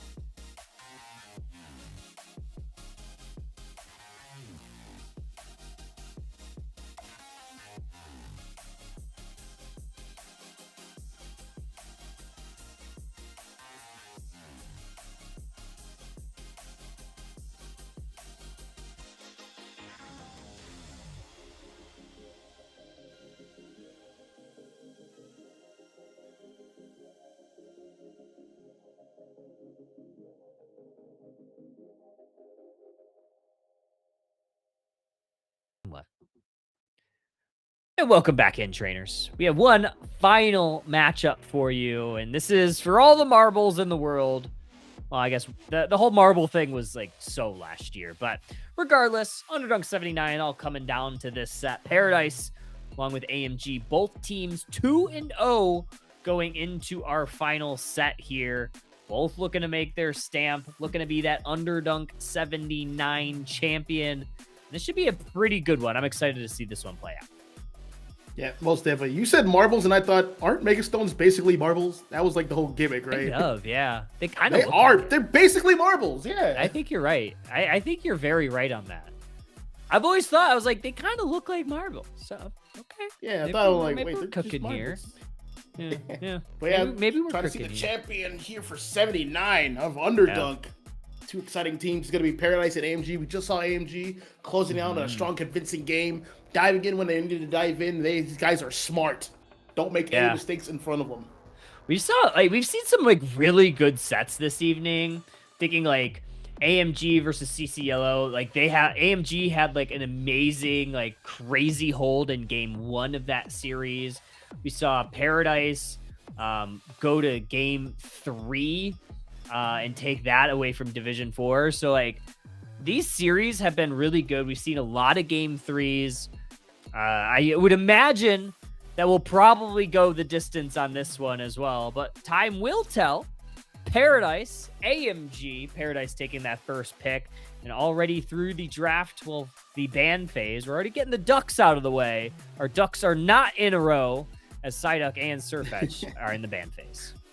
Yeah, they don't like either of them. Psyduck, he's just a glorified stun bot, as I like to call him. Where a lot of good control with Psychic or Bubble Beam or just Surf.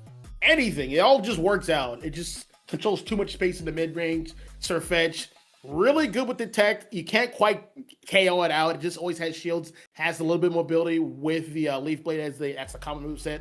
So it's always to go in and out as it chooses. And we have the rest of these bands. We got Machamp. Yeah. That needs no explanation. He's going to use those 4 arms to grab you, take you into Suplex City with submission. Yeah. Blastoise also controls a lot of space with the Surf and Hydro Pump. Granted, it's a little bit toned down. It's a little bit more in line with the rest of the defenders, which is good for this meta. We're going to see more variety. But overall on AMG, we're going to see more target bans and Greninja and Gengar here. Yeah, Genjar. Genjar getting banned. Yeah, if you're cultured, we call it Genjar. Snorlax, though, is available. Is taken with that first pick. I think, the buffs have really lend it to be one of the most picked defenders now, once again. AMG, though, they're not going to shy away from that Moltres, which has been available quite a bit this evening. Rixel has looked fantastic on it when given the opportunity. And the Suicune is starting to get played a lot more now again. Suicune has always been such a strong mon ever since it came out. Yeah. Sometimes there's other mons that, like, it does its job, so, like, you're gonna, like, pick them over, like, Suicune. For example, like Blastoise is, like, more powerful. You just pick Blastoise, but Suicune's back in the meta, controlling a lot of space. Similar to Psyduck, controls that mid-range very well. A lot of stuns. And look forward to, like, future Underdunks when, like, a mon like Articuno's available. That's gonna be 2 mons in the same range doing a lot of freezes. So be very careful of that. Yeah, a lot of freezes. Speaking of the legendary birds, looks like we're gonna have Zapdos along no with way. Moltres too. We might get all 3. I want this so bad. Please? Yes, all 3 on a team would be great. Know what I want to see? I was gonna say, and we're not gonna see it. I was gonna say I want at least 2 of the birds. We have the dog. It would be cool if we could get Articuno's banned, so we're not gonna get Articuno. But when it is available, I want to see a team with all the legendary birds and then Mew and Mewtwo. I think that would be a really fun composition. I don't know if it'll work. It might work, but regardless, I think it would be fun to see. Yes, the original legendaries of the franchise, the 3 birds and Mew and Mewtwo.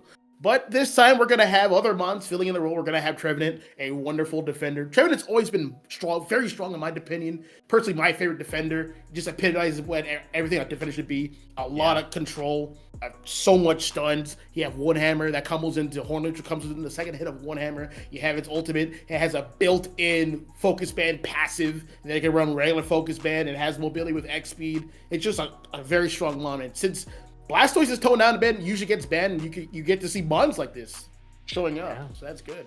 We are going to see this Scissor Scyther. I imagine we are going to see a Scyther in this situation. Nuzzle has been kind of playing a lot of those speedster Pokemon. Also played a little bit of Water Bear earlier in the evening, so they're going to be very familiar on this Scyther pick.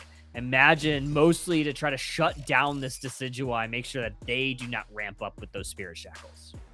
Yes, that is going to be very much needed. They completely outranged them like by a lot if it's Spirit Shackle Decidueye, and it's going to have the help. There's some strong pillars. They have the Buzzwole, they have the Snorlax, they have the Umbreon. Decidueye just needs to generate a lot of value while it's alive, and if it can just live a little bit longer when it gets inevitably dived by Scyther, it's going to be a great success for Paradise. Let's get into our round 3 action. Game number 1, Paradise on your purple side, AMG on your orange. And we are going to send Timmy down to the bottom path on this Decidueye. We're going to send that Buzzwole, Umbreon top, Mimikyu going central. Yeah, on the other side, we're going to have Moltres and Suicune up top. That's a decent pairing. I like to see Moltres in the jungle because it really pops up at level 5, but Scyther is a level 5 jungler, is very strong. Zapdos at the bottom with a Haunted Stomp is very good. Zapdos can almost carry a line all by itself, getting a lot of farm. You can see it right there. It has 11 energy already. A little bit of an even trade there, but with a nice little steal of Paradise's wild Pokemon, that gives AMG a little bit of an advantage numbers-wise. AMG also trying to take all this Natu family. Rixel forcing an eject button out from this Buzzwole, and down on the bottom path, it's the Zapdos taking out that Rowlet. Yeah, both junglers heading towards the top, getting ready for the 850 farm that's going to spawn in, the Altaria and the Swablu. We have AMG here taking a lot of stage control. They have the Suicune, so it should be an easy enough secure. Buzzwole's not quite online yet. They don't have an Umbreon yet. It didn't reach its level 4 power spike. They're really gonna have to rely on Shadow Claw Mimikyu here to do some stuff, but it's actually gonna concede the farm, concede the space, and just try to regroup here. Try to punish the inevitable push in, which it's in position for. Exactly what you got to do. It's exactly what you got to do, right? Scyther still looming, still up in the top path, and putting pressure on Paradise to try to retreat. AMG, though, also doing pretty okay down in the bottom path. Look at this Zapdos holding a full 30 points in their pocket. Oh, that is a juicy Woodhammer. Woodhammer was working like at 180 degrees, so anything in that range gets scooped up right in front of Trevenant, getting that farm away from the Decidueye. Wow. Zapdos here to back it up, and there is the Thunderbolt KO. Yeah, it's pretty big right there. 14 as well as a 30 from the Zapdos. Going to get them ever so close to that level 7. Don't need it right now. They're doing just fine without it. 4 level 6s on AMG as they put more points into this T1 goal zone. Umbreon trying to hold the door, but these points are continuously piling in. Another KO is going to allow Moltres to continue to stack up. Now Regidrago has hit the map. Trevenant going to try to put a stop to the Snorlax, but Scyther going to slice them down to size. Poor little Dartrix going to have to retreat as well, met by a Woodhammer, and more points going to fly in for AMG. I would like to see Team just give up this pad. It needs the levels. Yeah. It's too much of a key player in the setup. It all hinges on him. They really need the range advantage, and he is behind. Very behind. Level 8 on the Scyther with a buff to scoring. We'll see if they go for it. They're going to find a KO first. Umbreon in. And now they're going to try to take advantage of all of the points that have already gone in. And they're actually going to deprive Paradise from more points. Scyther could have scored the 30 and broken it, but elected to deprive the XP from Paradise. I always think that's such like a strong move, just denying farm, keep everyone small, especially that Decidueye. They really, really need him. I can't stress that hard enough. Meanwhile, Zapdos going to rip this Regieleki. They're probably going to break bottom pad because they want to generate more value. They want to keep more pressure on. They probably want to unlock the win condition here for this set. We'll see, only 13 points remain on the HP of this pad. Zapdos going to make that defenseless, unable to score just yet. They're going to need to try to break this. Just score, just someone score. No, not enough. Reggie's going to break it, but it doesn't matter. They're going to try to keep pushing on this T2. Oh, we got some Unite moves falling. Scyther eventually goes down. Decidueye gets 2 levels from it. Points still go in, and AMG still trying to push in another 30 from this Trevenant. I know AMG's like, the aggressors in the set, but they have to be vigilant. They don't want to give up levels like that because it just gets reverse snowball this way. Decidueye is now at 8. He was like at 6 before. Yeah. He's online now. Now the team fight dynamics going to change drastically. White. Buzzwole almost with their Unite move. Scyther does not have their Unite move, but are level 10. Now Asterith popping into the Unite move at that level 9. Snorlax Heavy Slam going to connect on the Scyther. Block. Missed. Oh, Scyther able to dip, dodge, duck, dive, and dodge away from the Buzzwole. Going to try to attack this Snorlax. Puts up another block. Buzzwole looking to go on in. Met by some resistance. Damage. AMG coming in. Suplex combo. Sends the legendary bird back to the Pokemon Center, but Paradise is falling down like flies. Decidueye a little bit late to the party, gonna try to stop some points from going on in, but 40 points gonna go in, and that's a 36 overcap for AMG.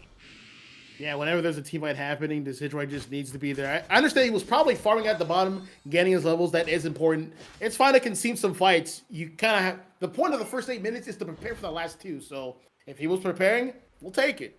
We'll take it. Take whatever you can get at this point in the game.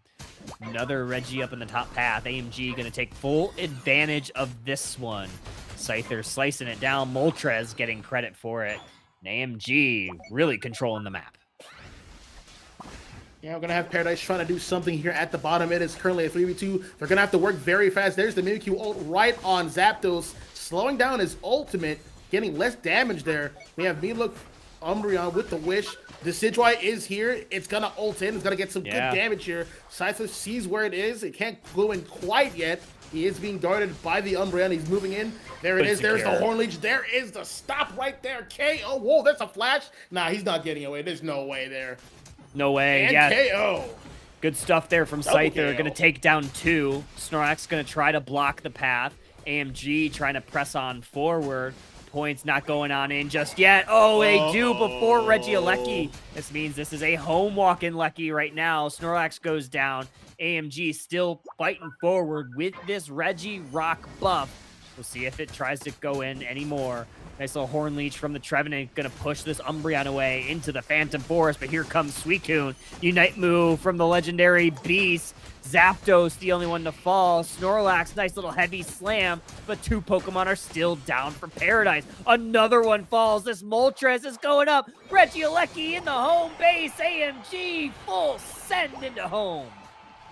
You don't want to be down by like 500 points before the 2-minute mark because that's basically a game over. The other team doesn't really have to fight for the final objective that hard. They can actually just circumvent that fight entirely and just go for scores right away and just actually go back to home base and put down the controllers. So a lot of work has to be done for Paradise. Yeah, they have a lot of work to do, and there's only 50 seconds before our Kyogre. Moltres is going to need to be a little bit careful here. You do not want to yield a KO, so they are going to retreat. 42 seconds. There's a top Reggie Roulette waiting up here for this Scyther, and it is another Regirock. Yeah, we'll take the defensive buffs. It's going to be available for about a minute if it's secured, which it should be in about a moment here. Zapdos going to be able to tick into 13 because of it. That is very important. All its moves are on fully upgraded, and it's been fully prepared. Zapdos going to base back, get some health back, recommune at the bottom, and vision will be provided from Trevenant and Moltres. They know that the enemy team's basically going to be around the choke. The Centaur is going to be around there as well. There's the block from Snorlax. It's going to be taking a lot of entry damage. They have the Wish Umbreon, but if they use it on Snorlax, they could be aggressive on someone else, like the Buzzwole. Oh, look at that. Scyther shut down by the Mimikyu. That's a big KO. AMG now on their heels. Snorlax, Power Nap, Umbreon stealing some shields. We're going to see if Kyogre starts to get ripped here. We do. It's very low. AMG's got to fight to secure. They do. No way. Suicune with a hope and a prayer to save AMG from the int. The thing that Paradise needed to happen, getting rid of Scyther, actually happened, but they just couldn't close out with the secure. That is unfortunate. They had plenty of secure tools on the table. Mimikyu, Decidueye. I mean, you had a lot of options. Suicune, though, getting the best of it, and that's just the way this game has gone for Paradise. It has not gone their way at all, and AMG should hold on in a stop. Yep, this part is last minute. There's absolutely nothing Paradise can do. And if they got all the KOs right this second, and they go and score, it's still nowhere near enough. That is going to be a game 1 to AMG. AMG looking pretty good in game 1 here of a very important set. They are able to close out game 2 now. That would mean that they will be your Underdunk 79 champions, but that is why we play the game. We're going to look for a coveted 1,000-point game. We're going to look for Zapdos going to make the goal zone defenseless. They could potentially score. Don't get it in time. Mimic you on the counter. Able to take a couple KOs. They do get the 1,000. I think if you reach 1,000 points, the game should just end. Just make it a mercy ruling. Honestly, I agree. Maybe a hot take. On paper, Paradise had a good composition. They had some answers for what AMG was going for. They were controlling a lot of the mid range between Zapdos and Suicune and Trevenant. Zapdos got so much value early game in that lane. Yeah. I think it would have been a better partner for Decidueye if they had to play this composition. Send Umbreon to the bottom, let it get its level 4, let it get the mean look so it can start snowballing the Zapdos so Decidueye can start focusing its basics on the Zapdos to make it respect the range. True. Something. Anything, honestly. Something. 1,046-75, your final in game number 1. AMG taking that one in dominant fashion, start to finish, pushing pads, walking Leckies all the way, and Rixel Pick leading the charge with the MVP honors, 11 KOs, 10 assists. Aaron Mack, 4 KOs, 21 assists. The support core for AMG looks pretty good. A lot of assists for those two. Looking at the dynamics, those legendary bonds stealing the show. Once upon a time, they would have been called EX bonds, being the leaders of the team, and these stats reflect that heavily. Exactly. I mean, 21 assists for Suicune. Good lord. Yeah, 21 is pretty crazy. But yeah, honestly, not super surprising. Some of these numbers, given like the way like the mid game had gone, and how AMG was just able to kind of control every fight. And every one of those like 5v5 fights, it seemed like they were making the right calls. Look at that. 114k damage from Rix on this Moltres. I think this Pokemon is really good in the right hands, and I think is in pretty safe hands in Rix. Yep, it had like a lot of aggressive mons with it up in the front, controlling the space for it. So it gets easy damage and easy sustain. Pretty good stuff. Pretty good stuff. Yeah, I mean, what more can you say? Like, what do you do here? What do you do here if you're Paradise? Like what do you ban? Because I mean, we had the bans of the Psyduck, Machamp, and Blastoise. Good bans, but, you know what I mean? Yeah, those are fantastic bans. But AMG was like, we're gonna let you have what you want. We're gonna, except for your comfort picks, we're gonna ban the Gengar. We're gonna ban the Greninja. We don't want to let you play those two. But anything else, they were fine with dealing, and they dealt with it perfectly. Yeah, so one theme I was seeing so far for AMG, they just control early game. Zapdos especially, he's just the biggest proponent of that. So you have to match that energy. You have to get secures there. Maybe like have a Mew as a lane partner with E-Ball. E-Ball's just like the best secure early game, like in the game. You know what I mean? They just need something like that for each of the lane partners. You don't have to beat them, KO them flat out. You just have to out secure them in the early game. The farm matters the most.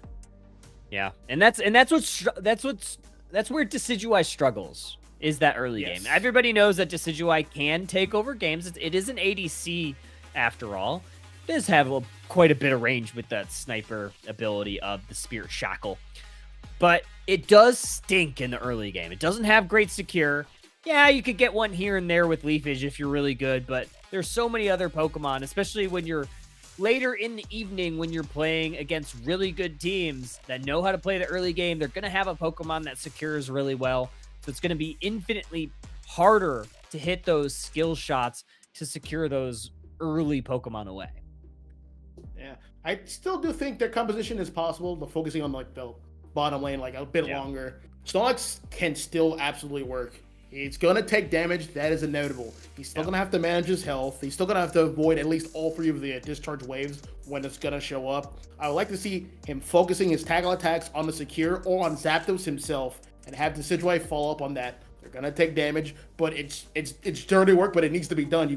You have to check Zapdos. You just can't let him run you over. Yeah. And same philosophy over on top lane. You can't let them run you over. You have to check them. You do. You absolutely do. Still waiting to see where we are. Like, if we're going to stay on the same map, if we're still going to see Kyogre, if we are going to get different side selection. Haven't seen any of that information just yet, but honestly, I wouldn't be surprised if Paradise wants to be on second pick side, knowing how AMG attacked that ban phase. Yes. Probably trying to steal some picks away. They might try to take Snorlax away from him. Or, not Snorlax, sorry, Zapdos away. Yeah, Zapdos I will be a think good pick on their side. I think it's a very viable ban right now. I think this Pokemon's still really strong. I think, Mountain Mew, great attacker player. Plays the role very well, especially when she has, like, a really good front line. I mean, what else can you ask for? A player that knows exactly their role. They know exactly how to play off of their teammates' engages and knows where to be. There's never, like, really a time where we see her out of position. She's always hanging out in the back line in the right position to attack, getting those secures, like, just perfectly doing the job that you want your attacker to do. And it has a pretty good roster of attackers that she can play. I mean, we saw the Zapdos, we saw the Mew earlier in the evening. We saw a really strong Miraidon showing from her. A lot of options. So, like, you could ban the Zapdos, sure, but she has a lot of other Pokemon on her roster. I think we saw Miraidon from her earlier, or not the Miraidon. A lot of ranged bonds. We saw the Latios too from her, Mhm. and I mean, play anything. So, like, you ban the Zapdos, but then what is she gonna? Miraidon shows up. Yeah, man, that Mew shows up. Man, that Latios shows up. You can't stop it all. You're just gonna have to find ways to interact with it. Yeah. Looks like we are getting a side swap. So we are going to be AMG on the Groudon. Paradise this time going to be on second pick side. So we are getting a little bit of a swap here going into game number 2. So Paradise, like we theorized, going to take that second pick side. So we are switching it up a little bit. I'm definitely looking forward to that. Seeing how the second pick is going to come with them. The idea with second pick is you get more stronger picks for yourself sooner. So that is going to be a boom. And you also get last pick, I believe, if you're second pick. So you get to see what everyone else has chosen. And you just get to pick that right one that can just round everything out and, like, make the team truly coherent, and you can minimize the weaknesses of the monster choose. Yeah. I'm very interested to see how this draft goes, to see if now that AMG is on first pick side, if we continue to do those targeted bans. And I think that's the right call. I think they will likely ban that Gengar and the Greninja once again and force Paradise to play off of comfort a little bit more, especially on that first pick side. Then they have the free reign to pick whatever they want that's not banned, because they do have that first pick. Do yield 2 other picks the opposite way, but I still think that's pretty valuable. So I think Rix on this Moltres might be a problem too. I think you might need to take that one away. I would be surprised if we still see Moltres here in game 2. Yeah, the target matches might be Zapdos and Moltres, and maybe just a Blastoise or something else. Yeah. There's a lot of things. There's a lot of things that are viable right now, which I think is pretty cool. As we saw, like, in our last week, since we haven't had a patch since our last event, we saw a lot of new Pokemon getting picked pretty constantly. Do we have a ready yet? Like, what's going on here? Shouldn't take too long. Yeah, it's still Swizz. Yeah, I'm not sure what's going on here. We'll see. We're still waiting for a ready check, but all right. They might be doing a reset. Might someone might be using the restroom. Who knows? Yeah, let's take a. Well, we have a little moment. We could talk about those top picks and top bans. It looks like we're waiting for a player to finalize their ready check. But yeah, we saw a lot of new Pokemon get played a ton last week. Something that we haven't seen a ton of this evening is that Alchemy. It performed very well and it was played quite a bit. 75% win rate is pretty strong. And this Greninja we've seen represented a lot tonight. Had a pretty good win percentage as well as the Surf Edge. So I wouldn't be surprised if we saw this Alchemy at some point. I still think this Pokemon's pretty good. A lot of healing supports I'm seeing here. I'm also counting Umbreon Wish as a healing support because that's just what it is. But yeah, that's a very popular archetype in competitive. All right, bans coming out. AMG doing exactly what we thought. Greninja and the Gengar, the Genjar getting banned immediately. So they're not prioritizing those power picks. They're targeting away Paradise's picks. Yeah, over at Paradise, they're getting rid of some just dive mons, Machamp, Scyther, / Sizzler. Last one, Vaporeon. That is interesting. I haven't seen Vaporeon at all and it hasn't been banned yet. Last band's gonna go over to Pirate King for Paradise. Let's see what he picks on. I would like to see, well, Blastoise is never bad. But those mons we discussed earlier, the Moltres, the Zapdos, they're still up. Let's see who gets what. I wouldn't be surprised if we see Moltres first pick. We've seen AMG do it before. So I would honestly think that that's going to be the play for AMG. I feel like it's probably the best all-rounder right now, if not one of the best all-rounders. But maybe they are going to prioritize this Suicune. I think this is a very strong pick, especially into those mid-range Pokemon. Yeah, you also have to consider the other option. Paradise might necessarily have, like, Zapdos or Moltres themselves, so they might not have to, like, worry about that. And speaking of those two mons, they're up for grabs for AMG, and them with a Suicune again as that trio of danger is going to be an issue again. Yep, Moltres being picked, Zapdos being picked, there it is. Let's see how Paradise responds. Range is a good way to deal with it, or a defender that can displace everybody. Mime is a good start, though. I love Mime. Psyduck is also a good start as well with that. I would have loved Mime there. I feel like Mime is just so underrepresented right now. But I guess Paradise is just going to go with kind of like the popular picks of that Snorlax. Espeon, I could see Espeon.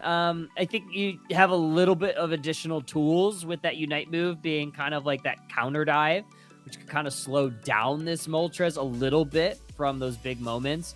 But you do have this Blissey available for AMG, and that could be really problematic. Yeah.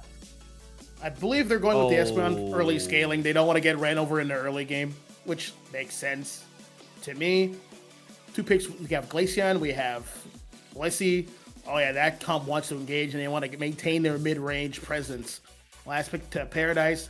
Speedster can work, but that Blissey's right there, always vigilant, always ready to support whoever needs to be supported, whoever gets the most return on investment.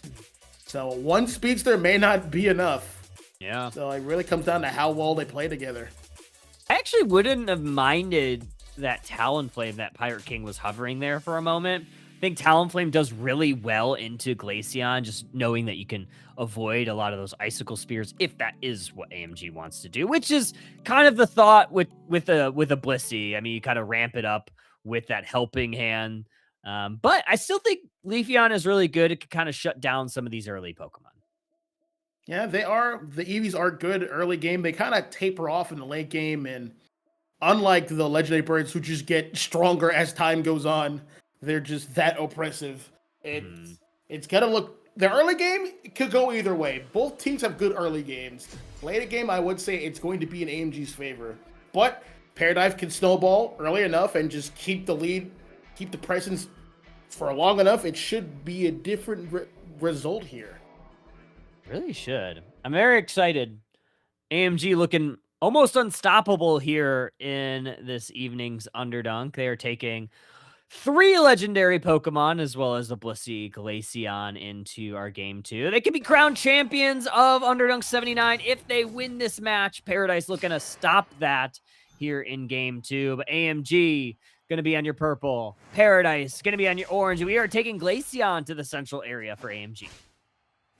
Yeah, we're at top. We're going to have Moltres and Chansey. They'll be going off against Surfetch and Psyduck. That is to be expected. That is some good secure there, especially with the Psychic Confusion to stun them out of it. Moltres, early game's not too strong. Over at the bottom, we're going to have Snorlax being aggressive on the Zapdos. I like that adjustment. You just have to do that. See how much different that exchange was? I understand Zapdos got a lot of it, but like now he's at half health. He's going to have to be more careful coming in there. I don't like the rest there. You're in place. You kind of want to be on your feet. Yeah, very close Trying to get the security call. here. Very close call for the Snorlax, but they do get away to safety. Leafeon coming up for an early push to try to bully Rixel out of some levels. And able to do so. Mission accomplished. They slow him down and not able to get that level 5. And Surfetch nearing it at level 4.5. They're going to have Leafeon. It looks like Leafeon's going to go back for its level 5. Fully might head down to the bottom to slow down the Zap and the Suicune. I agree with that. Yeah. Bonling's going to need some help. You're going to need Bonling to win this game right now. Surfetch can probably deal with it secure. With its first primary move, they actually can rely on a crit. It's almost level 5. He's going to go back to the ball toy. Concede some score over there. It's fine. That pad's not going to break. We have Surfetch coming in. It's probably going to be running Leaf Blade for the damage and the mobility. And they'll be able to defend this top pad.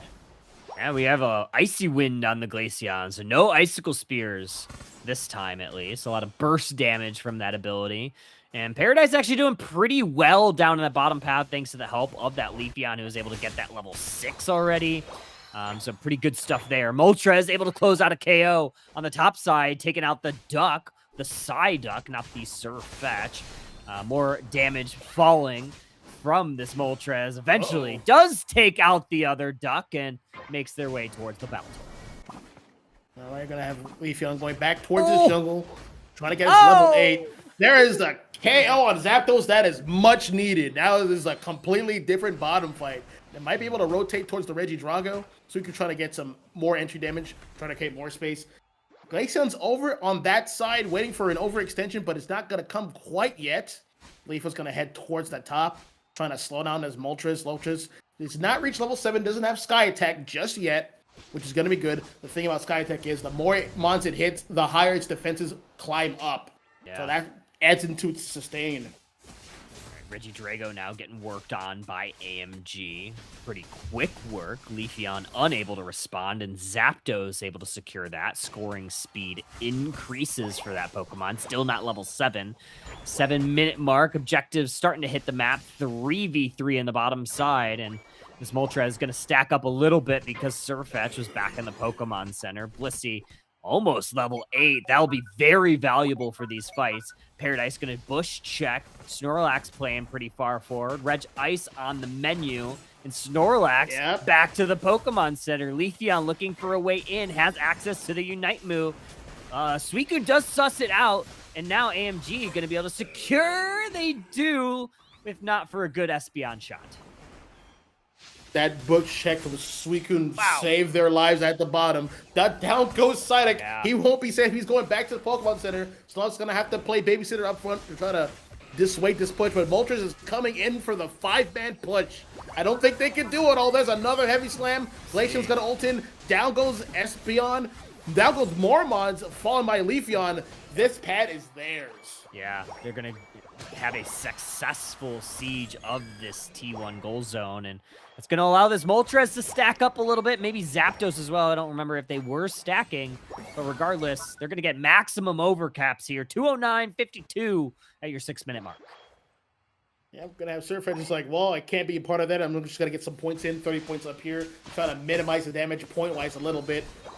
Trying to get more secure here. Might be able to out-secure this Moltres. Not quite, but he's going to have to back off, especially when he's backed up by Blissey. Yeah, it's not the 5-minute mark yet, so they can actually afford a fight up here.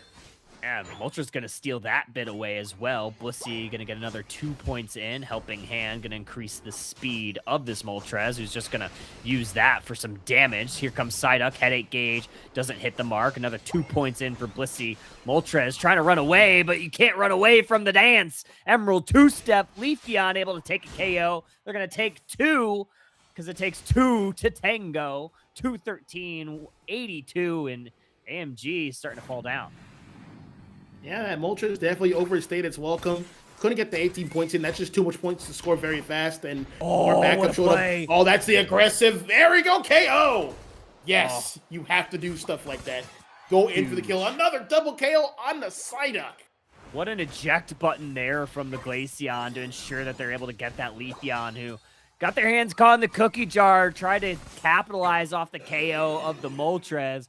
Fortunately, they pay for it. Regieleki earned from AMG, and now that's walking towards T2, stealing some central area Pokemon AMG, hovering this tall grass, seeing if they could push in the Regieleki. Icy Wind's going to connect on this Surfetch. Nice little play there. Frozen Solid. Suicune freezes. The duck. The second duck falls. That pond is frozen. Yep, wind condition unlocked online up top lane. Right now they're going to do a 2v3 down here. They've been holding out long enough. They're going to be able to get the score in. Just a 2 overcap. Good job to Blissey denying the bigger overcap by stopping the Leafeon.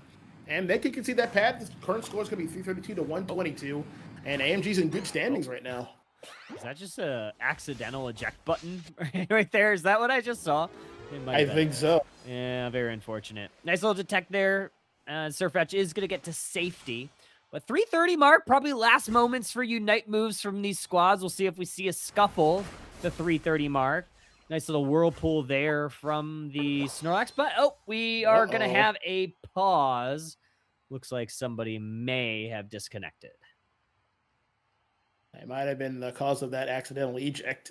Yeah, maybe. Something went wrong. Oh, yeah, it looks like we have a DC from AMG. Yeah, so hopefully we'll get this reset. Hopefully we don't have issues like we did last week, because that was cursed. Yeah, that was pretty bad. We were just watching a frozen screen for like a good 10-15 minutes. But we have a little bit of time while these teams get the connection issues squared away. Let's talk about the field state, right? We have 3:30 on the clock. AMG is in position to win this game and take our series. What do you think that Paradise needs to do to get back into this one? They're going to need a juicy kill on either the Glaceon or the Zapdos. Minimize some of that entry damage coming in. Minimize some of that burst damage. So that Leafeon's going to have to do a lot. I would also like to see Leafeon coordinate with Espeon. Espeon has a good ult to stop everyone from moving, if possible. But Blissey can deny a lot of that push. So maybe they can use Snorlax, get the Blissey away, at least temporarily, and then we can have Leafeon and Espeon go in. Probably also with the Surfetch. There's a lot of things they can do, but it's going to be tough. Both teams have options to deal with the other, so it's going to come down to who's more skilled with what tools they have to wield with. Yeah. We'll see. Surfetch definitely has the ability to really make an impact here, especially if they're able to get through the front line, get to that Glaceon, who's kind of gone untouched, right? I think outside of the Leafeon being able to Emerald two-step them, I really do think that this Glaceon has been kind of a problem for them. Zapdos hasn't been as much of a problem as I originally thought it would be. Like, look at it, level 10 right now. Kind of getting outpaced by a lot of the members, not only of their own team, but also in Paradise. Yeah, that's due to the fact that it can't really snowball as hard against early scaling Mons. Yeah. They're just going to get their levels, and they're just going to get their value. There's not too much you can do about it. It's still doing its job. It's still just getting ready for the final game. It just needs one good execution on its part to swing the game in its favor. True. Yeah, I think, and you see where the Zapdos is on the map. It's like one of the few Pokemon you could see on the mini-map. It does have access to some wild Pokemon on their side too, so I imagine that's going to be the priority once they get kicked back into the game. Get that level 11, hopefully at least get level 12 by our objective, but I mean, 13 at this point in the map and where we are. Not sure if that's going to be realistic unless they maybe find a KO on like Leafeon or something. Yeah, absolutely. This next minute and a half is going to be very important. I don't think there's an objective up right now. I believe isn't WinCon activated at the bottom lane? Didn't they get the Regieleki to walk up to the tier 2? Or is that another game I'm thinking of? No. Oh, they didn't break it yet. No. Yeah. And in the top side is the Regiroulette, so we won't have like a home walking one. Unless something crazy happens, of course. Oh, Psychic or Psyshock able to secure that from downtown. Timmy able to get that one. Snorlax, though, does pay for it. So does the Psyduck. And this Leafeon actually going for a 43 cap on the top side. Try to find some value after losing some KOs. And that's going to be a big one. Surfetch might join in, or might play it safe, get the form up top. They're going to deny more scores here from Paradise. Stomping in with a Heavy Slam Snorlax. Blissey's in danger. Doesn't want to get KO'd just yet. Suiku's going to slow that down. They're going to get this Altaria over here. There is a Psyshock secure, I believe. And we're going to start resetting and prepare for this final fight. Surfetch actually did get the 50 in. So that's good stuff. Oh, it is a Regieleki in the top side. So Paradise is making sure that they are there. AMG actually full sending for this Regieleki. This could be very tricky. Paradise going to need to make this one the fight. Snorlax looking for a way to engage. Espeon holding their secures. Zapdos, though, comes in clutch. Able to get it. However, he gets Paradise the cleanup. finding some KOs. 3 members are down immediately. They were ready for the fight. AMG wasn't. All right, I do agree with pulling the trigger here. You need to get some massive value here. They're ready to They're just going to go for it. I agree with this. Just go for it. Yeah, as AMG, do you contest this, or do you just go for the easy score in the back? They don't have a lot of points, so I don't think that's in the cards. Espeon looking for secure. Psyduck very low. You got to look for it. Here comes Zapdos. No! Espeon able to get it, but they're the only one with a shield. They're going to have to run backwards and hold on for dear life. Still 4 Pokemon down. AMG looking for some KOs. Espeon able to find a KO on the Moltres. No scores just yet. All right. AMG can still play some defense. They're going to have to back up. There's only one buff in play. And Zapdos has one. Oh, yeah, he took one. He got a KO. Yeah, he took one. That's true. They're going to have to really leverage it. Zapdos should definitely back up, play some defense. If they can stop, they can afford one score, one big 100 cap. They can afford that. They're going to have to really rely on Zapdos here to clean up some kills. We'll see how they defend this. AMG.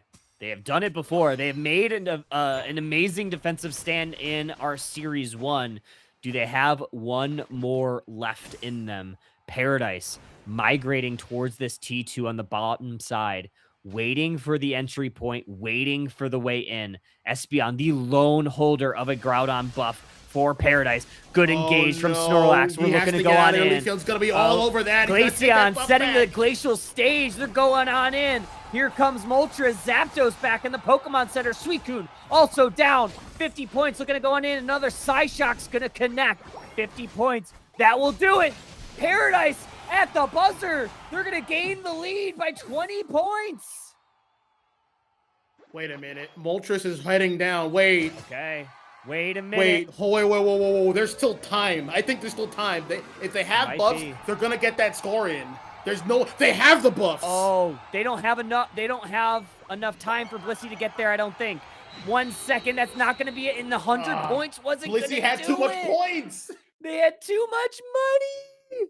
Paradise, I think, clutched it up. Wait, what is his vital score? Wait, hold on. Oh, no! Oh! AMG by 1 point. Held on. 1 point. No way, dude. No, that's a heartbreaker. No. Oh, that's so. I thought Paradise had enough so well. I thought Asterisk had it with that last score in home goal zone. Unfortunately, it was not enough.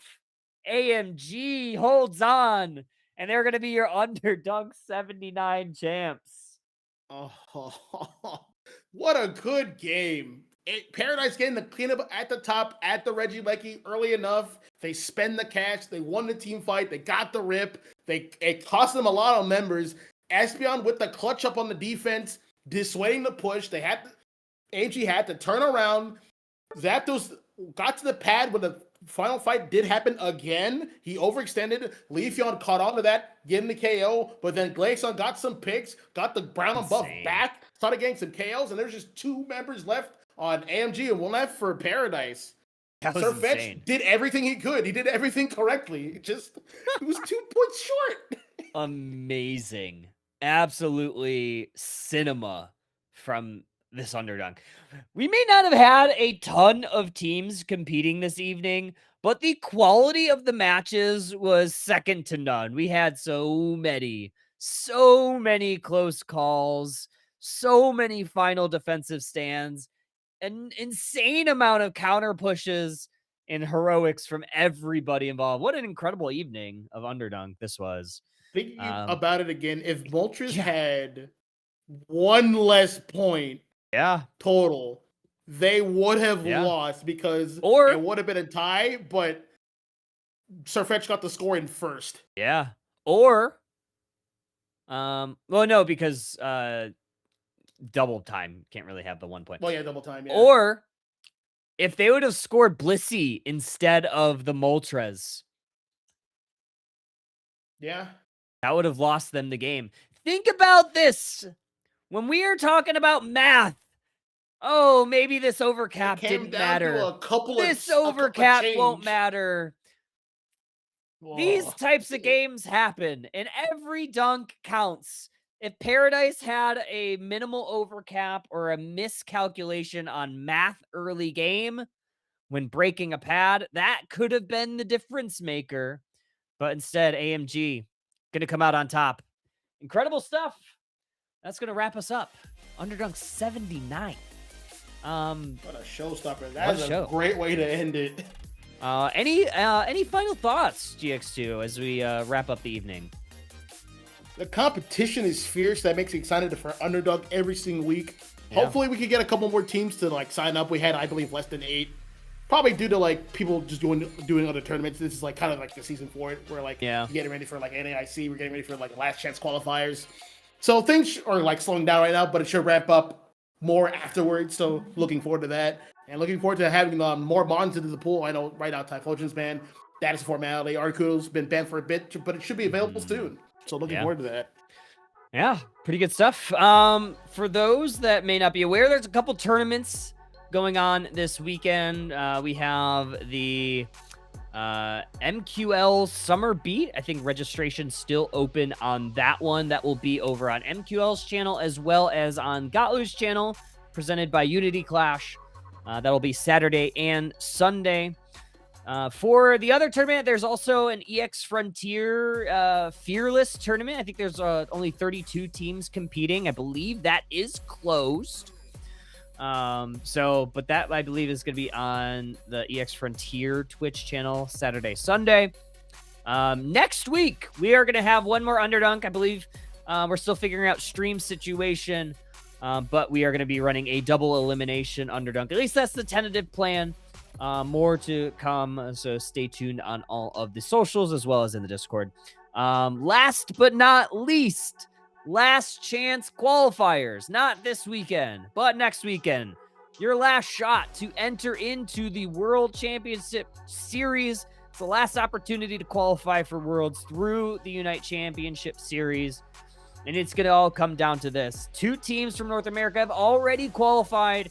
Root Dignitas, along with Evil Geniuses, who will be the last remaining team in North America to qualify for Worlds. It could be you. It could be you. So make sure to enter in on the Start GG there.